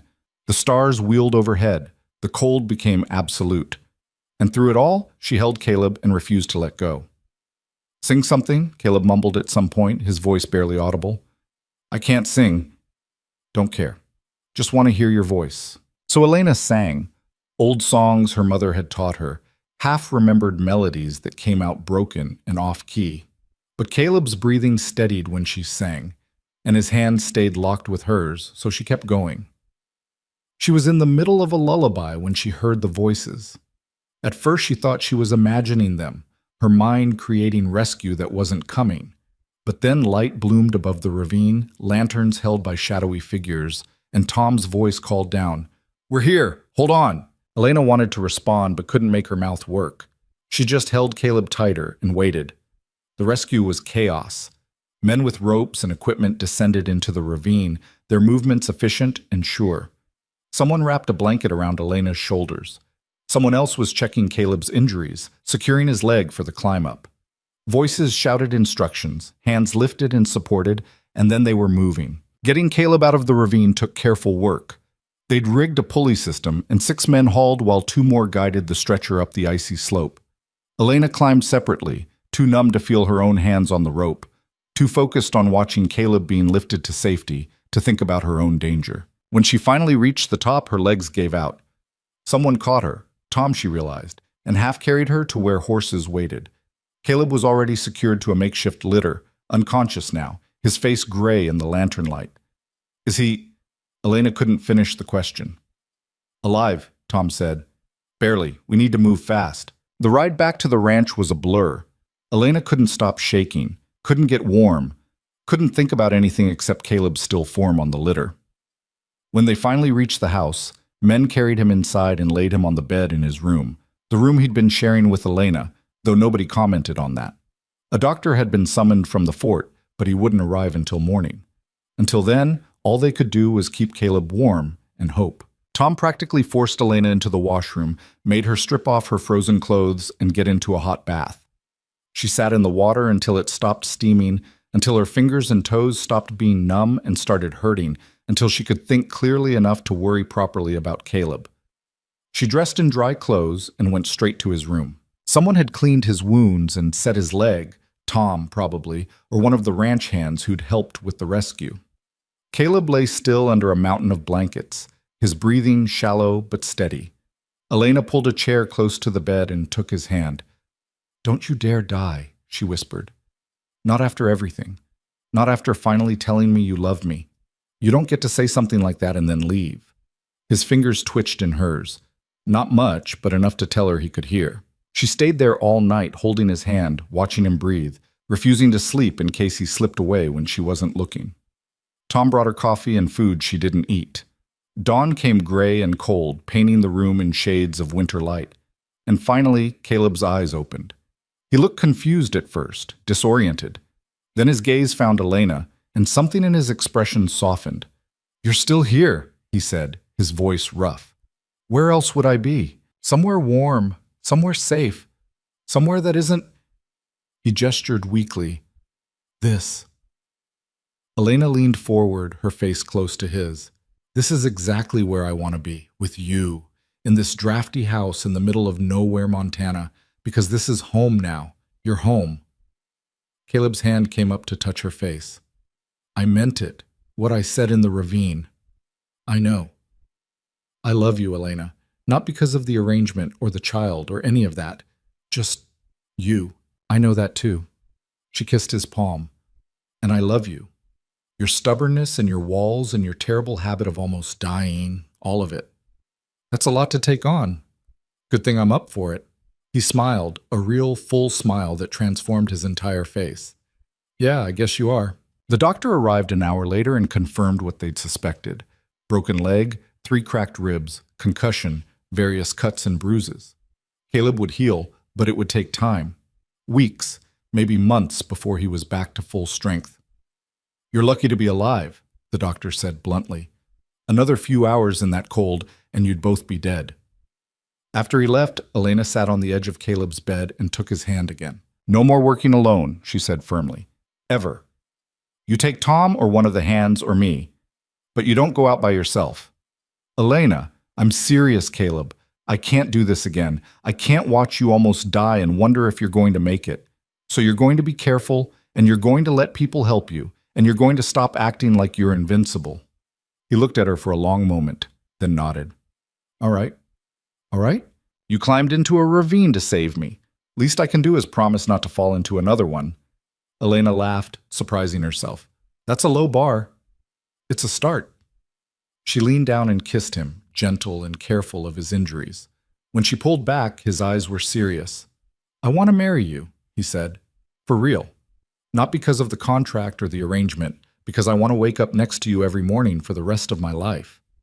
Elena's breath caught. Caleb, you don't have to answer now. I know it's complicated, but I needed you to know. When I was down in that ravine thinking I might die, all I could think was that I wished I'd made this real. Made us real. His thumb traced circles on her hand. So whenever you're ready, if you're ever ready, I'm asking. Elena felt tears slide down her cheeks, but they were different tears than the ones she'd cried in the ravine. These were tears of something that felt dangerously like joy. Yes, she said. Yes? Yes, I'll marry you. For real. Not because I have to, because I want to. The smile that broke across Caleb's face was worth every frozen minute in that ravine, worth every moment of fear and uncertainty. He pulled her down for another kiss, deeper this time, full of promise and possibility. When they finally broke apart, both breathing hard, Elena rested her forehead against his. We're really doing this, she said. Yeah, we really are. It's probably going to be a disaster. Probably. Caleb's arms tightened around her. But it'll be our disaster. Outside, the Montana winter continued its assault on the land. But inside, in that small room with its frost-covered windows and drafty walls, 2 people who'd thought they were beyond saving had found something neither had been looking for. They'd found each other. And for the first time in years, the future didn't look like survival. It looked like hope. Caleb's recovery was slower than either of them wanted, and twice as frustrating. The broken leg meant crutches for weeks, then a cane, then a limp that the doctor said might never fully go away. The cracked ribs made breathing painful and sleeping worse, and the concussion left him with headaches that came without warning and turned him irritable and withdrawn. Elena learned quickly that injured Caleb was somehow more difficult than healthy Caleb had ever been. I don't need help, he snapped one morning when she tried to assist him down the stairs. Your pride isn't going to catch you when you fall. I'm not going to fall. You said that yesterday, right before you fell. He glared at her, but she could see the pain underneath the anger. Being helpless didn't sit well with a man who'd built his entire identity around self-sufficiency. She understood that. Didn't make it less annoying. Let me help you, she said, softer this time. Please. Something in his face shifted. He nodded once, stiff and reluctant, and let her take his arm. They made it down the stairs without incident. Small victories. Tom handled most of the ranch work during those weeks, and Elena discovered she had a knack for managing the parts Tom couldn't cover. She learned to keep the books, track inventory, coordinate with the hands about which cattle needed attention. It wasn't painting abstract shapes in impossible colors, but it was hers. She was building something here, same as Caleb had. March brought the first hints of thaw. The snow started melting in patches, revealing dead grass underneath and mud that sucked at boots. The temperature climbed just enough to make the cold bearable instead of brutal. And with the changing weather came a change in Caleb, too. Less frustration, more acceptance. He was healing, slowly but healing. One evening, as they sat by the fire after dinner, Caleb cleared his throat in that way he did when he was working up to saying something difficult. "I've been thinking about the wedding," he said. Elena looked up from the socks she was darning. "What about it?" "When you want to do it, how you want to do it." He shifted in his chair, his legs stretched out in front of him. "I know you probably had ideas, before, about what a wedding should be." She set down her mending. "Before, I thought I'd have a big church ceremony in Boston with 200 guests I didn't care about, and a dress that cost more than most people earned in a year. Before doesn't matter anymore." "It might. To you. It doesn't." Elena moved to sit on the floor beside his chair, her hand finding his. "I don't need any of that, Caleb. I just need you." He looked down at her, his thumb tracing patterns on her palm. "There's a minister at the fort. Comes through once a month. We could do it simple. Tom as witness. Maybe a few of the hands if you want." "That sounds perfect." "You sure? Because if you want more—" "I want you," she interrupted. "Everything else is just details." Caleb pulled her up into his lap, careful of his ribs, and kissed her until they were both breathless. When they broke apart, his eyes held that soft look she'd grown to love, the one that said he was letting her see past all the walls. "I don't deserve you," he said quietly. "Probably not, but you're stuck with me anyway."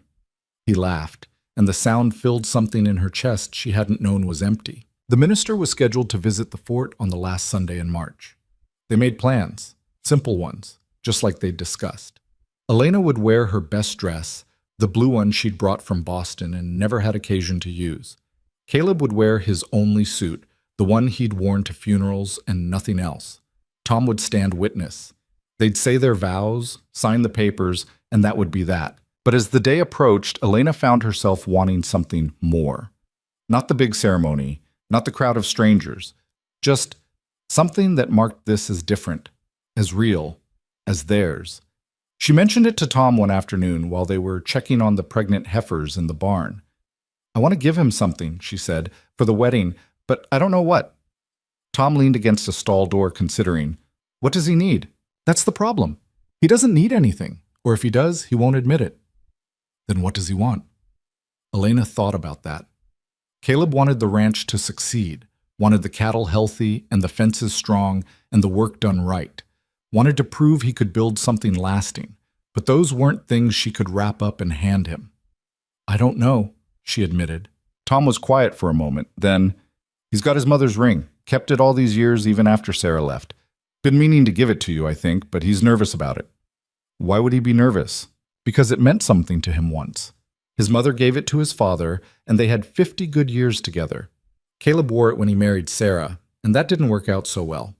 Tom pulled a piece of straw from the hay bale, twirled it between his fingers. "He's afraid it's cursed or something. Silly, but there it is." Elena absorbed this information. "Where is it?" "Top drawer of his dresser. Small wooden box." That evening, after Caleb had gone to sleep, Elena crept into his room. She felt guilty going through his things, but curiosity won out. The box was exactly where Tom said it would be. Small, carved wood, worn smooth with age. Inside, nestled in faded velvet, was a simple gold band. No elaborate setting, no expensive stone, just pure, honest gold that had been worn and loved for generations. She slipped it on her finger. Perfect fit. The next day she rode into town. A journey that took most of the morning but was worth it for what she needed to do. The general store had limited options, but she found what she was looking for. A plain gold band similar to his mother's ring. Simple. Honest. Real. She had the shopkeeper engrave the inside with 3 words, "Against all odds." Because that's when they were. 2 broken people who'd found each other against every reasonable expectation, who'd built something real out of a transaction, who'd chosen each other when neither had been looking for choice. The day before the wedding, Elena woke to find Caleb already up, standing at the window watching the sunrise. His leg was better. He only used the cane now when he was tired, but he still moved carefully, protecting his ribs. "Couldn't sleep?" she asked, coming to stand beside him. "Nervous," he admitted. "About tomorrow?" "About everything." He turned to look at her, and his face was open in the early morning light. "What if I'm not good at this? Being a husband, being happy." Elena took his hand. "You think I'm good at being a wife? I've never done this either. We'll figure it out together. That's what I'm afraid of, that I'll drag you down, that my damage will hurt you. Caleb." She made him look at her. "We're both damaged, that's the point. We don't have to be perfect, we just have to be honest." He pulled her close, his arms tight around her. They stood like that for a long time, watching the sun turn the snow-covered fields gold and pink, breathing together, being still in a way neither of them was particularly good at. "I got you something," he said finally. "For tomorrow." "You didn't have to do that. I wanted to." He pulled back and reached into his pocket, producing the small wooden box Elena had found days earlier. "It's not much, and I understand if you don't want to wear it, given the history." She opened the box, pretending she hadn't already seen the ring. "It's beautiful. It was my mother's. She gave it to my father when they married, and he wore it for 50 years, never took it off, even when she died." Caleb's voice was rough. "I wore it when I married Sarah. Thought it would bring the same kind of luck. But maybe the luck ran out. Or maybe I just chose wrong." Elena pulled the ring from the box and held it up to the light. It glowed warm and alive, full of history and meaning. "This ring isn't cursed, Caleb. Sarah was the wrong person. That's not the ring's fault." "You sure?" Instead of answering, she slipped the ring onto her finger. It fit perfectly, like it had been made for her hand. "I'm sure." Caleb's eyes went bright. He pulled her into a kiss that tasted like relief and hope, and all the words neither of them knew how to say. When they broke apart, Elena reached into her own pocket and produced the band she'd bought in town. "I got you something too." His hand shook slightly as he took the ring, examining it. Simple gold, well made, honest. Then he saw the inscription inside and his breath caught. "Against all odds," he read aloud, "because that's what we are, what we've always been." He slipped the ring onto his finger, and Elena watched it settle there like it belonged. Like maybe they both belonged, finally, after years of being lost. The wedding day dawned clear and cold. Elena woke alone. Caleb had spent the night in his old room at Tom's insistence that it was bad luck to see the bride before the ceremony. She dressed carefully, the blue dress smoothing over her body in a way that made her feel almost pretty. She'd never been beautiful in the conventional sense. Her features were too strong, her frame too angular, but when she looked in the mirror that morning, she saw something better than pretty. She saw a woman who'd survived, who'd fought, who'd chosen her own path. Tom knocked on her door around 8. "Wagon's ready when you are." The ride to the fort took an hour. Tom drove while Elena sat beside him, her hands folded in her lap to keep them from shaking. She wasn't nervous about marrying Caleb. That felt as right as anything in her life ever had. But she was nervous about what came after, about building a real marriage instead of an arrangement, about whether she'd know how. "You're thinking too loud," Tom observed. "How do you know I'm thinking it all?" "Because you get this line right here." He tapped the space between his eyebrows. Same one Caleb gets when he's worrying about something. Elena tried to smooth her expression. "I'm not worried." "Didn't say worried, said thinking." Tom kept his eyes on the road. "And for what it's worth, I think you two are going to do just fine." "What makes you so sure?" "Because you already survived the hard part. Everything else is just living." They arrived at the fort to find Caleb waiting outside the small chapel, his suit pressed and his hair actually combed for once. He looked nervous and handsome and entirely unlike the man who'd stared at her so coldly that first day. When he saw her, his face transformed into something that made her chest ache. "You're beautiful," he said as she approached. "You're a terrible liar." "I'm serious, you're—" He seemed to run out of words, so he just pulled her close and held her instead. The minister was waiting inside, an older man with kind eyes and hands weathered by frontier life. He'd done this ceremony 100 times. Married soldiers and settlers, cowboys and shopkeepers, people who'd come west looking for something they couldn't name. But he made it feel special anyway, like their vows meant something beyond the words. Do you, Caleb Rourke, take this woman to be your lawfully wedded wife, to have and to hold for better or worse, in sickness and in health, for as long as you both shall live? Caleb's hand was steady as it held hers. I do. And do you, Elena Shaw, take this man to be your lawfully wedded husband, to have and to hold, for better or worse, in sickness and in health, for as long as you both shall live? Elena looked into Caleb's eyes, those eyes that had been so cold once and were now filled with warmth, and felt something settle deep in her bones. I do. The minister smiled. Then by the power vested in me, I now pronounce you husband and wife. You may kiss your bride. Caleb kissed her soft and sweet, and when they broke apart, both were crying. Happy tears this time, the kind that came from joy instead of pain. Tom clapped Caleb on the back. Congratulations, boss. You managed not to mess this one up. Day's still young, Caleb said, but he was smiling. They signed the papers that made it official, legal, real. Elena Shaw became Elena Rourke with a few strokes of a pen, and the weight of it hit her all at once. She had a home, a husband, a life that was hers by choice, not circumstance. The ride back to the ranch was quieter, but not uncomfortable. Elena sat close to Caleb in the wagon bed while Tom drove, their hands linked, watching the landscape roll by. Spring was coming. You could see it in the way the snow had retreated from the sunny slopes, in the way the air smelled different, in the way everything felt like it was waking up after a long sleep. What are you thinking? Caleb asked. That I'm happy. Really happy. Maybe for the first time in my life. He squeezed her hand. Me too. When they arrived back at the ranch, they found the house transformed. Someone, probably the ranch hands with Tom's direction, had decorated. Wildflowers in mason jars on the table, lanterns strung across the porch, a cake, slightly lopsided but clearly made with care, waiting in the kitchen. Tom, Elena said, her voice thick. You didn't have to do this. Didn't do it alone. Boys wanted to help, said it ain't every day the boss gets hitched. Tom looked embarrassed by the sentiment. Besides, figured you deserved something nice, after everything. The celebration was small but genuine. The ranch hands came by to offer congratulations, each one shaking Caleb's hand and tipping their hats to Elena.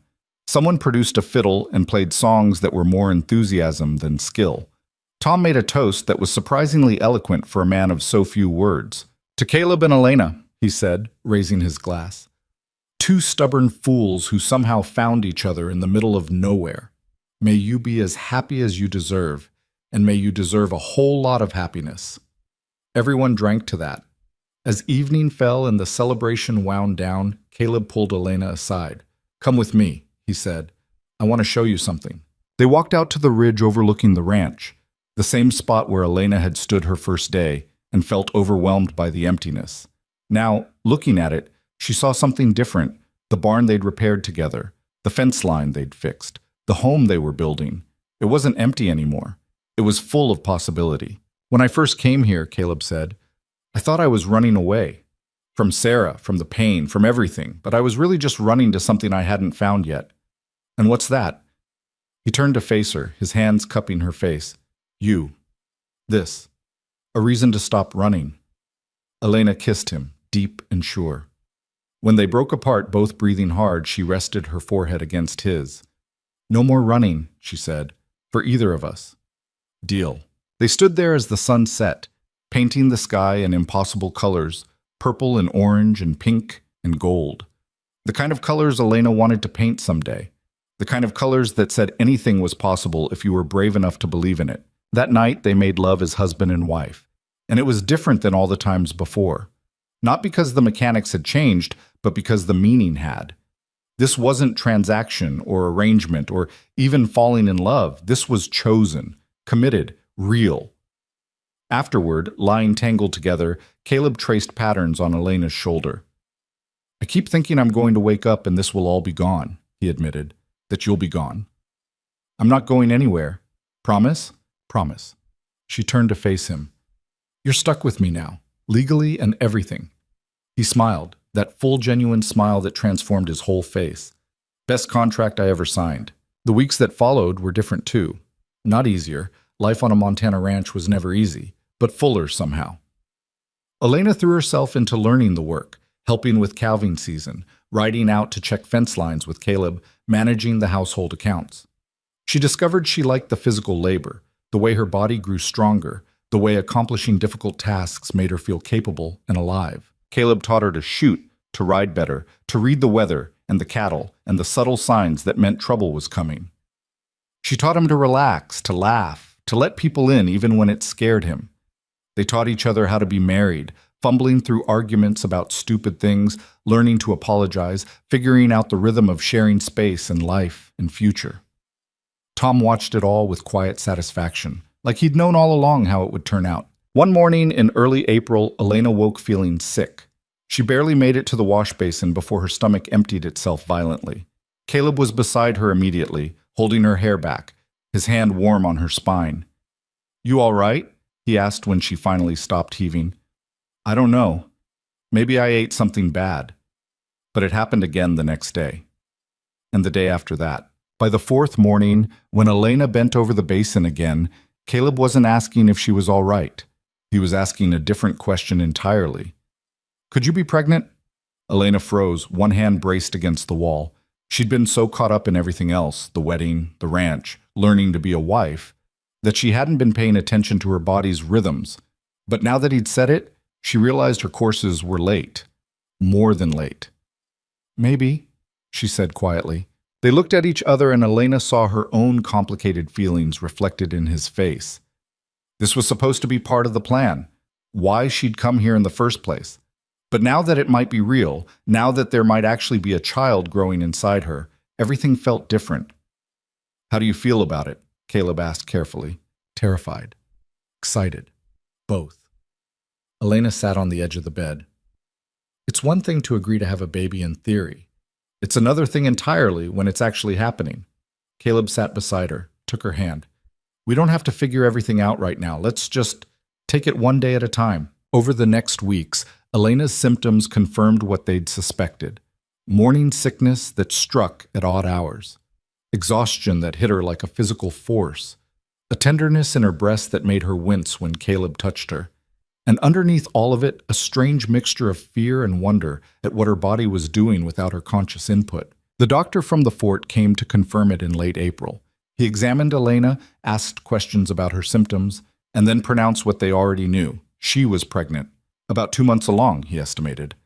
The baby would come sometime in late fall. After he left, Elena and Caleb sat at the kitchen table, not quite looking at each other. "A baby," Elena said, testing the words. "We're going to have a baby." "Yeah."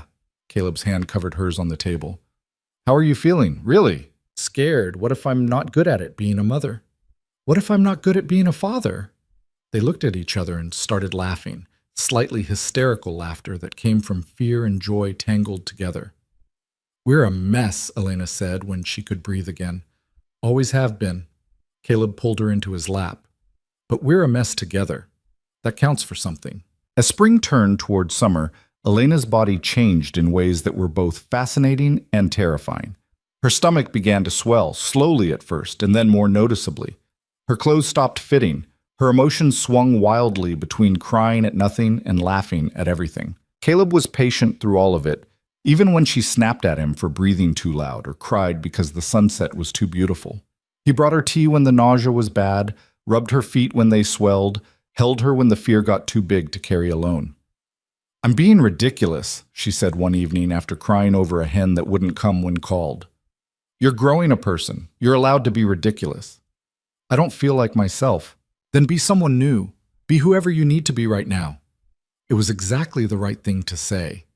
Elena grabbed his face and kissed him hard, grateful for this man who'd learned to love her in all her complicated, messy reality.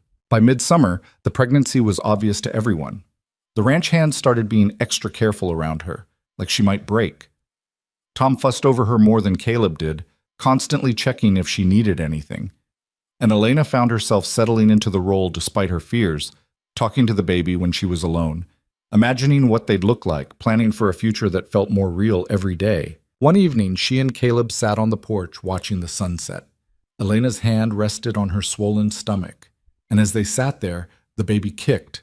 a strong, definite movement that made her gasp. "Caleb, give me your hand."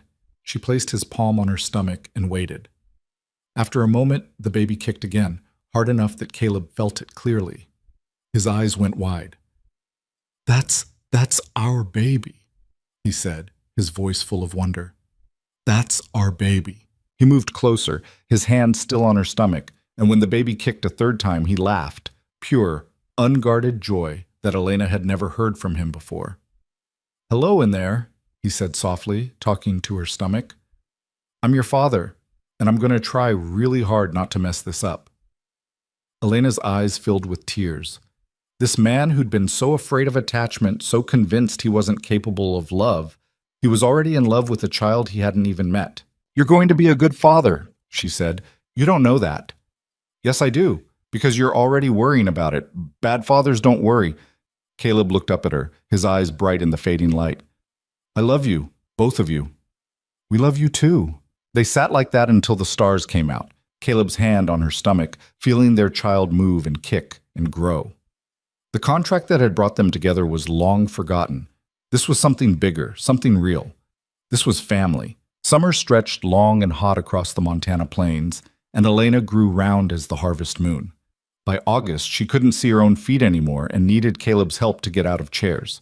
Her back ached constantly. Sleep became impossible. The baby kicked all night, and no position felt comfortable for more than 10 minutes. "I'm enormous," she complained one morning, catching sight of herself in the mirror. Caleb looked up from where he was pulling on his boots. "You're beautiful. You have to say that. You're the one who did this to me." "I seem to remember you had something to do with it too." He crossed to her, his hand settling on her swollen belly. "Besides, you are beautiful. Different than before, but still beautiful."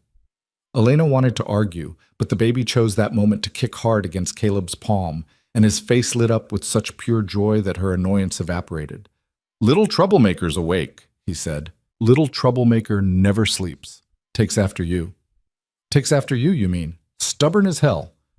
They stood like that for a moment, his hands on her stomach, feeling their child move between them. These moments had become sacred, brief islands of peace in the chaos of preparing for a baby neither of them quite knew how to prepare for. The nursery was ready, though calling it a nursery felt generous. It was the small room next to theirs, the one that had been storage when Elena first arrived. Caleb and Tom had spent weeks clearing it out, patching the walls, building a cradle from lumber Caleb had been saving for years. Elena had sewn blankets and tiny clothes, her stitches uneven but made with care. It wasn't much, but it was theirs. "What if something goes wrong?" Elena asked quietly, voicing the fear that had been growing alongside the baby. "During the birth, I mean. Women die doing this." Caleb's arms came around her from behind, careful of her belly. "Nothing's going to go wrong. You don't know that." "No, but the doctor said you're healthy, strong, and we've got everything ready. Clean linens, hot water, medicine. Tom's writing to fetch the doctor the moment you go into labor. And if the doctor doesn't make it in time, then Tom's delivered more calves than I can count. He'll manage." Elena turned in his arms to face him. "That's not reassuring." "I know." Caleb's hand cupped her face. "But I also know you. You climbed into a frozen ravine to save me. You survived Boston society and your father's death and starting over with nothing. You're the strongest person I've ever met. If anyone can do this, it's you." She wanted to believe him. Some days she did. Other days the fear was so big it threatened to swallow her whole. September brought cooler weather and a restlessness Elena couldn't shake.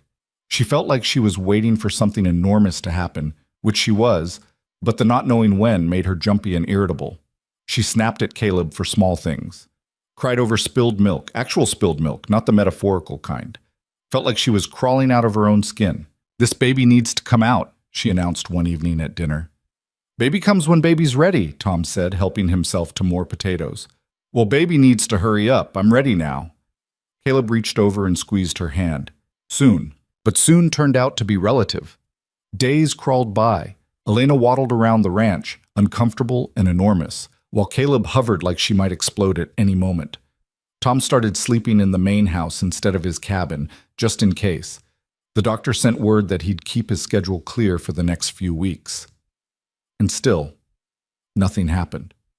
Until the middle of the night on September 23rd, when Elena woke to a pain that felt like her body was tearing in half. She gasped, grabbing for Caleb in the darkness.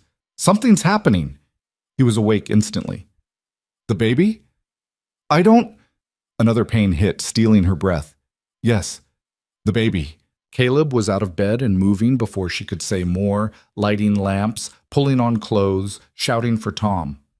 Within minutes, the house was chaos. Tom saddling a horse to fetch the doctor, Caleb boiling water and gathering clean linens, Elena trying to breathe through contractions that came faster and harder than she'd expected. "How far apart are the pains?" Tom asked before he left. Elena tried to focus through the haze of discomfort. "I don't know. Close. A few minutes?" Tom and Caleb exchanged a look. "I'll ride fast," Tom said, and then he was gone, hoofbeats fading into the distance. Caleb helped Elena to the bed, his hands gentle but his face pale with fear. "What can I do?" "I don't know. I've never done this before." "Neither have I." They looked at each other, and despite everything, Elena laughed. It came out slightly hysterical, but it was laughter nonetheless. "We're really not ready for this," she said.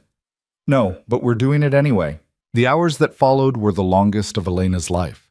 Pain came in waves, each one worse than the last, until she couldn't think about anything except getting through the next contraction and the next and the next. Caleb stayed beside her the entire time, holding her hand, wiping her face with cool cloths, murmuring encouragement when she screamed that she couldn't do this. "You can," he said. "You are doing it." "I'm going to die." "You're not going to die. Women die doing this all the time." "You're not going to die," he repeated, firmer this time. "I won't let you." Another contraction hit, and Elena squeezed his hand so hard she felt something pop. Caleb didn't even flinch, just held on and breathed with her until it passed. Dawn was breaking when Tom finally returned with the doctor, a full 6 hours after he'd left. Elena had been in labor for 7 hours at that point, and she was exhausted, terrified, and absolutely certain she was going to die. The doctor examined her quickly, his weathered hands gentle. "You're doing fine," he said. "Baby's positioned right. Everything looks good. Now comes the hard part." "What was the easy part?" Elena gasped. He smiled slightly. "You're about to find out." What followed was pain unlike anything Elena had imagined. The doctor coached her through pushing, and Caleb stayed at her side, his face gray but his presence steady. She screamed. She cursed. She told Caleb this was all his fault and she hated him. He took it all without complaint, just kept telling her she was doing great. She was almost there, just a little more. And then, with a final push that felt like it might actually kill her, the pressure released. A moment of profound silence. Then a sound that made Elena's heart stop and restart. A baby crying, loud and indignant and alive. "It's a girl," the doctor announced, holding up a tiny red-faced creature covered in blood and vernix. Healthy lungs, from the sound of it. Elena couldn't speak, couldn't breathe, could only stare as the doctor cleaned the baby and wrapped her in a blanket before placing her on Elena's chest. The baby was impossibly small, impossibly perfect, dark hair plastered to her head, eyes scrunched shut, tiny fists waving in protest at being born into this cold, bright world. She was the most beautiful thing Elena had ever seen. "Hello?" Elena whispered, her voice breaking. "Hello, little one." The baby's crying quieted at the sound of her voice, and those tiny eyes opened just a crack. Dark blue, like all newborns, but already alert and aware. Already looking at her mother with what felt like recognition. Caleb was crying. Elena looked up to see tears streaming down his face, his hand reaching out to touch the baby's head with infinite gentleness. "She's perfect," he said. "She's ours." The doctor finished the necessary work, delivering the afterbirth, checking Elena for tearing, making sure everything was as it should be. Tom hovered in the doorway, his weathered face soft with something that might have been tears. "What are you going to name her?" the doctor asked as he packed up his supplies. Elena and Caleb looked at each other. They discussed names but never settled on one, both too superstitious to choose before the baby arrived safely. "Hope," Elena said suddenly, the word arriving fully formed. "We'll call her Hope." Caleb nodded, his thumb tracing gentle circles on the baby's tiny hand. "Hope Rourke, it fits." Because that's what this child was. Hope made flesh. Proof that broken things could be mended, that two people who'd given up on happiness could find it anyway, that something beautiful could grow in the harshest soil. The doctor left after making sure both mother and baby were stable. Tom brought food that Elena was too exhausted to eat. Caleb refused to leave her side, sitting on the edge of the bed and staring at his daughter like she might disappear if he looked away. "You should sleep," Elena said, though she couldn't stop looking at Hope either. Can't. Too much to look at. Hope yawned, a tiny, perfect yawn that showed pink gums and a miniature tongue. Caleb made a sound that was half laugh, half sob. "I can't believe she's real," he said. "That we made her." "Believe it. She's definitely real, and definitely ours." Elena tried to shift position and winced. Everything hurt. Her body felt like it had been through a war, which it had. But looking at Hope, feeling her warm weight on her chest, made all of it worth it. "I love you," Caleb said quietly. "Both of you. More than I thought it was possible to love anything." "I love you too." Elena reached for his hand. "Thank you." "For what?" "For taking a chance on this. On us. For being brave enough to try again." Caleb leaned down and kissed her, gentle and sweet.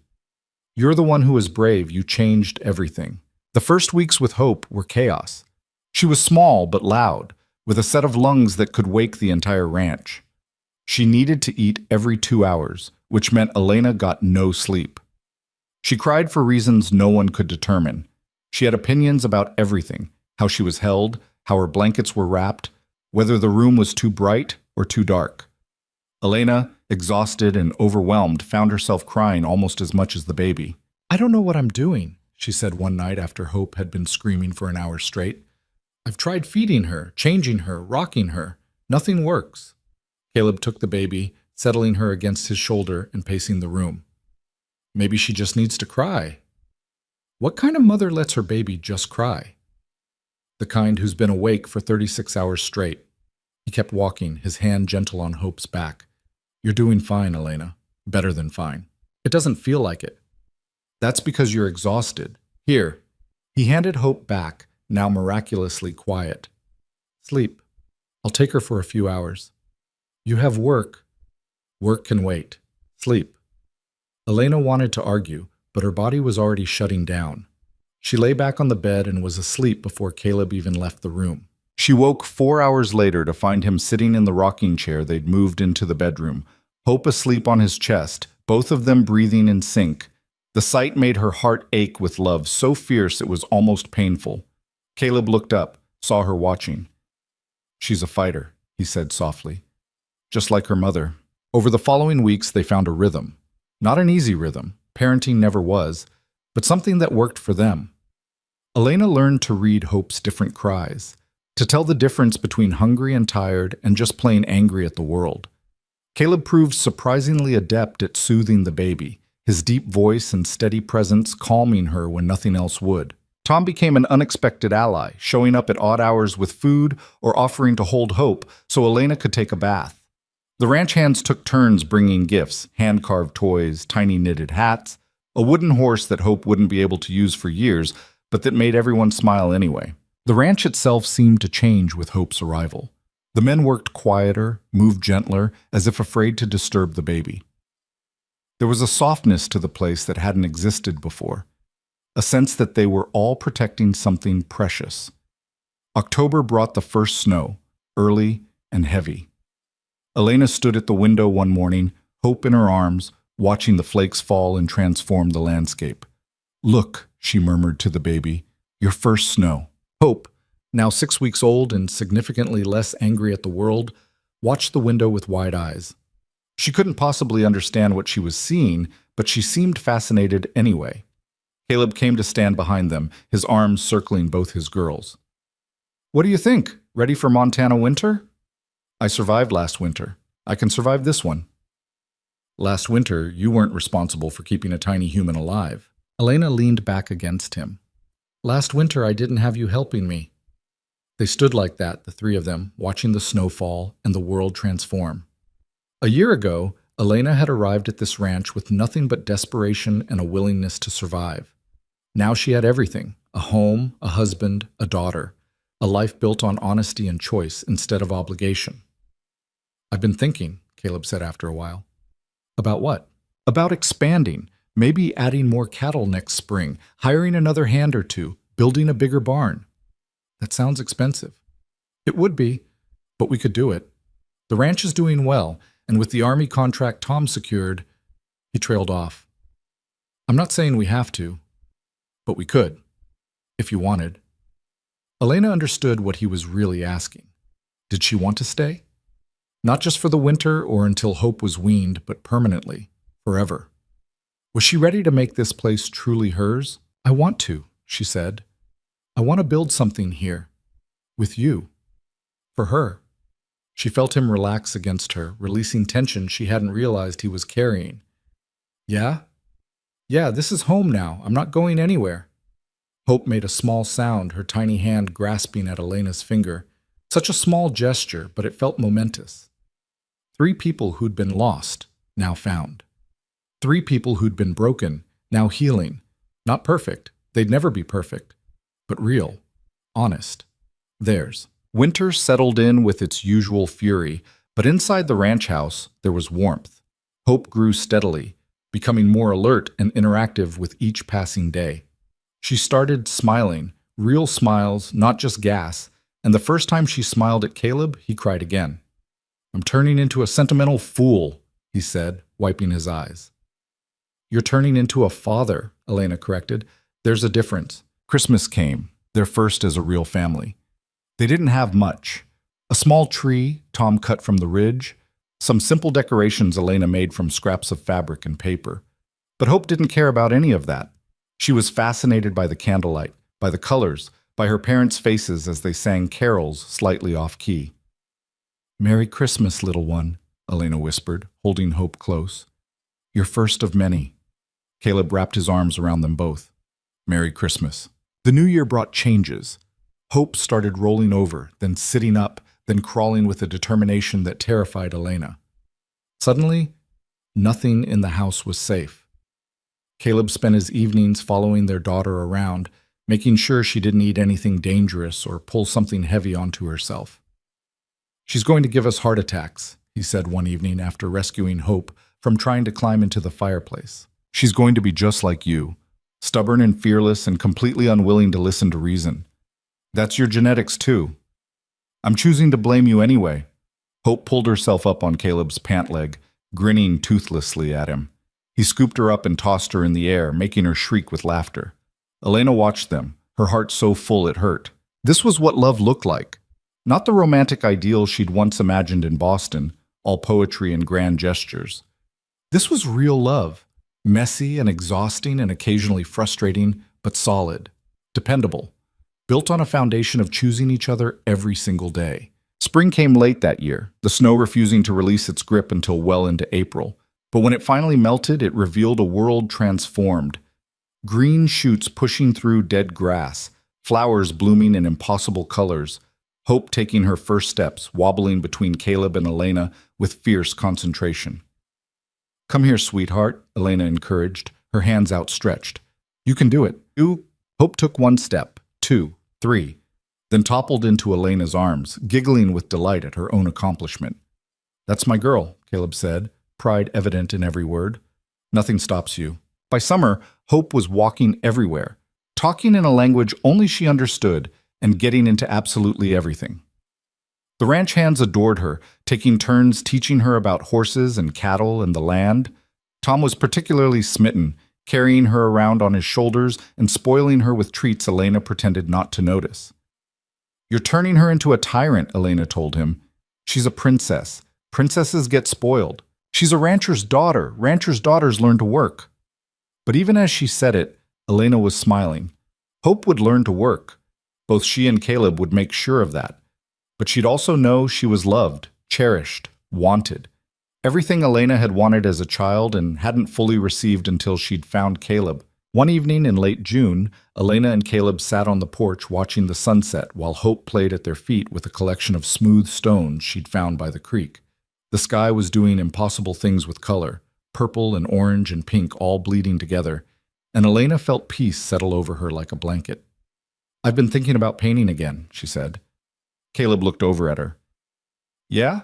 Yeah, those colors. She gestured at the sky. I want to try to capture them. Probably can't, but I want to try. You should. I'll build you a studio.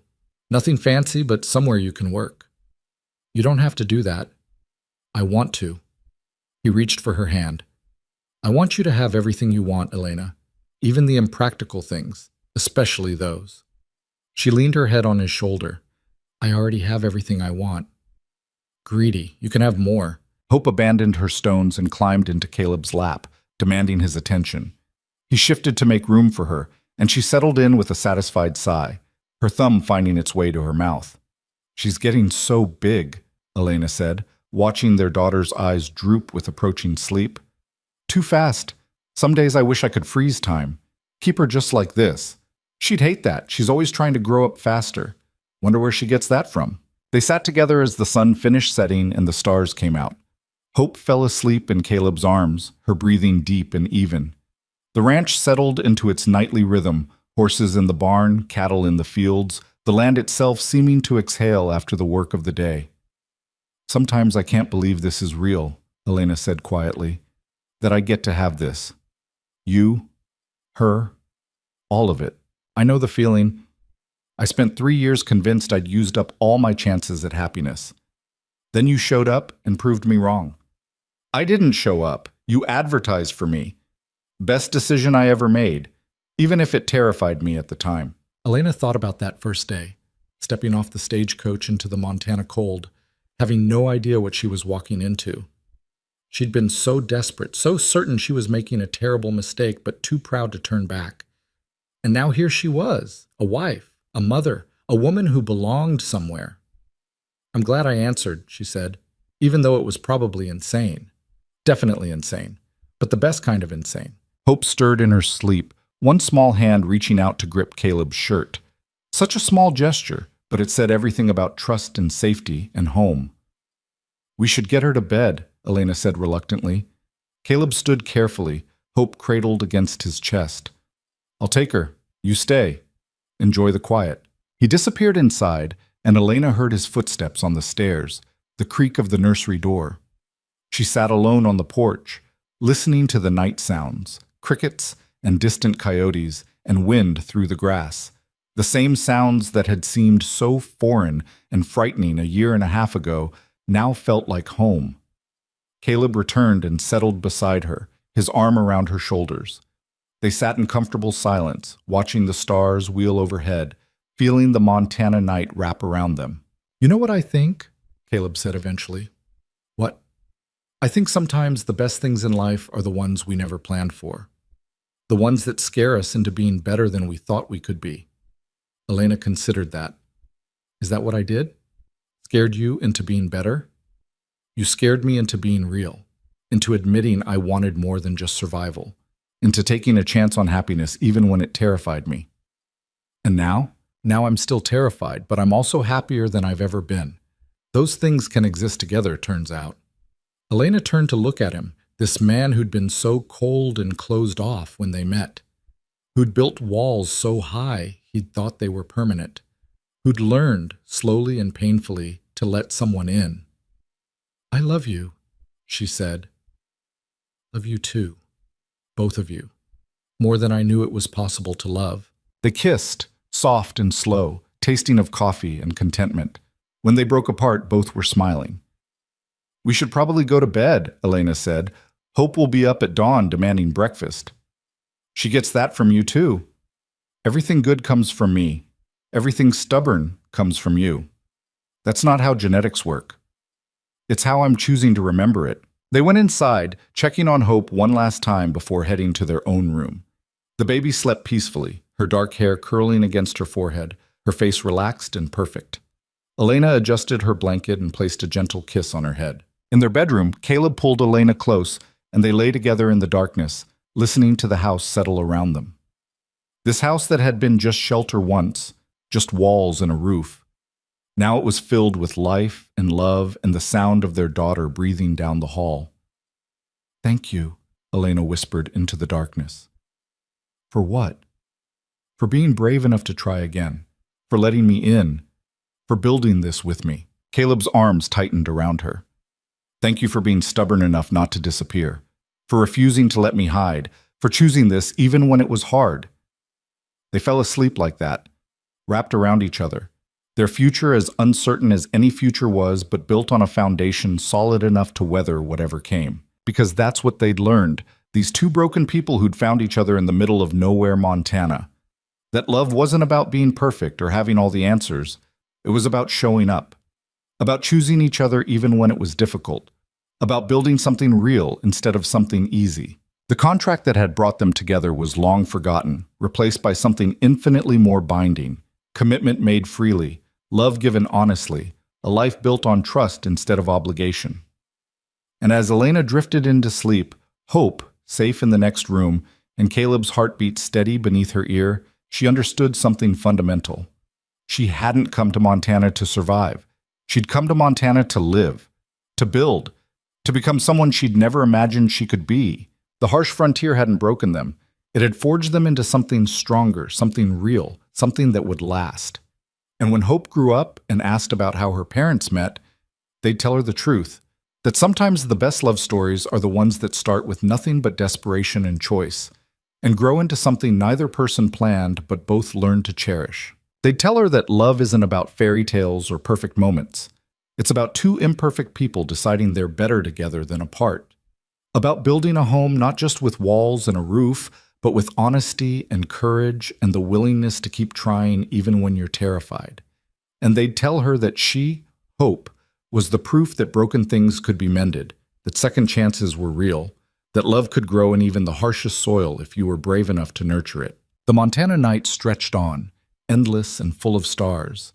Inside the ranch house, 3 people slept, a family not born of tradition or convenience, but chosen, built, fought for, and earned. And in the morning, they'd wake to do it all again, together.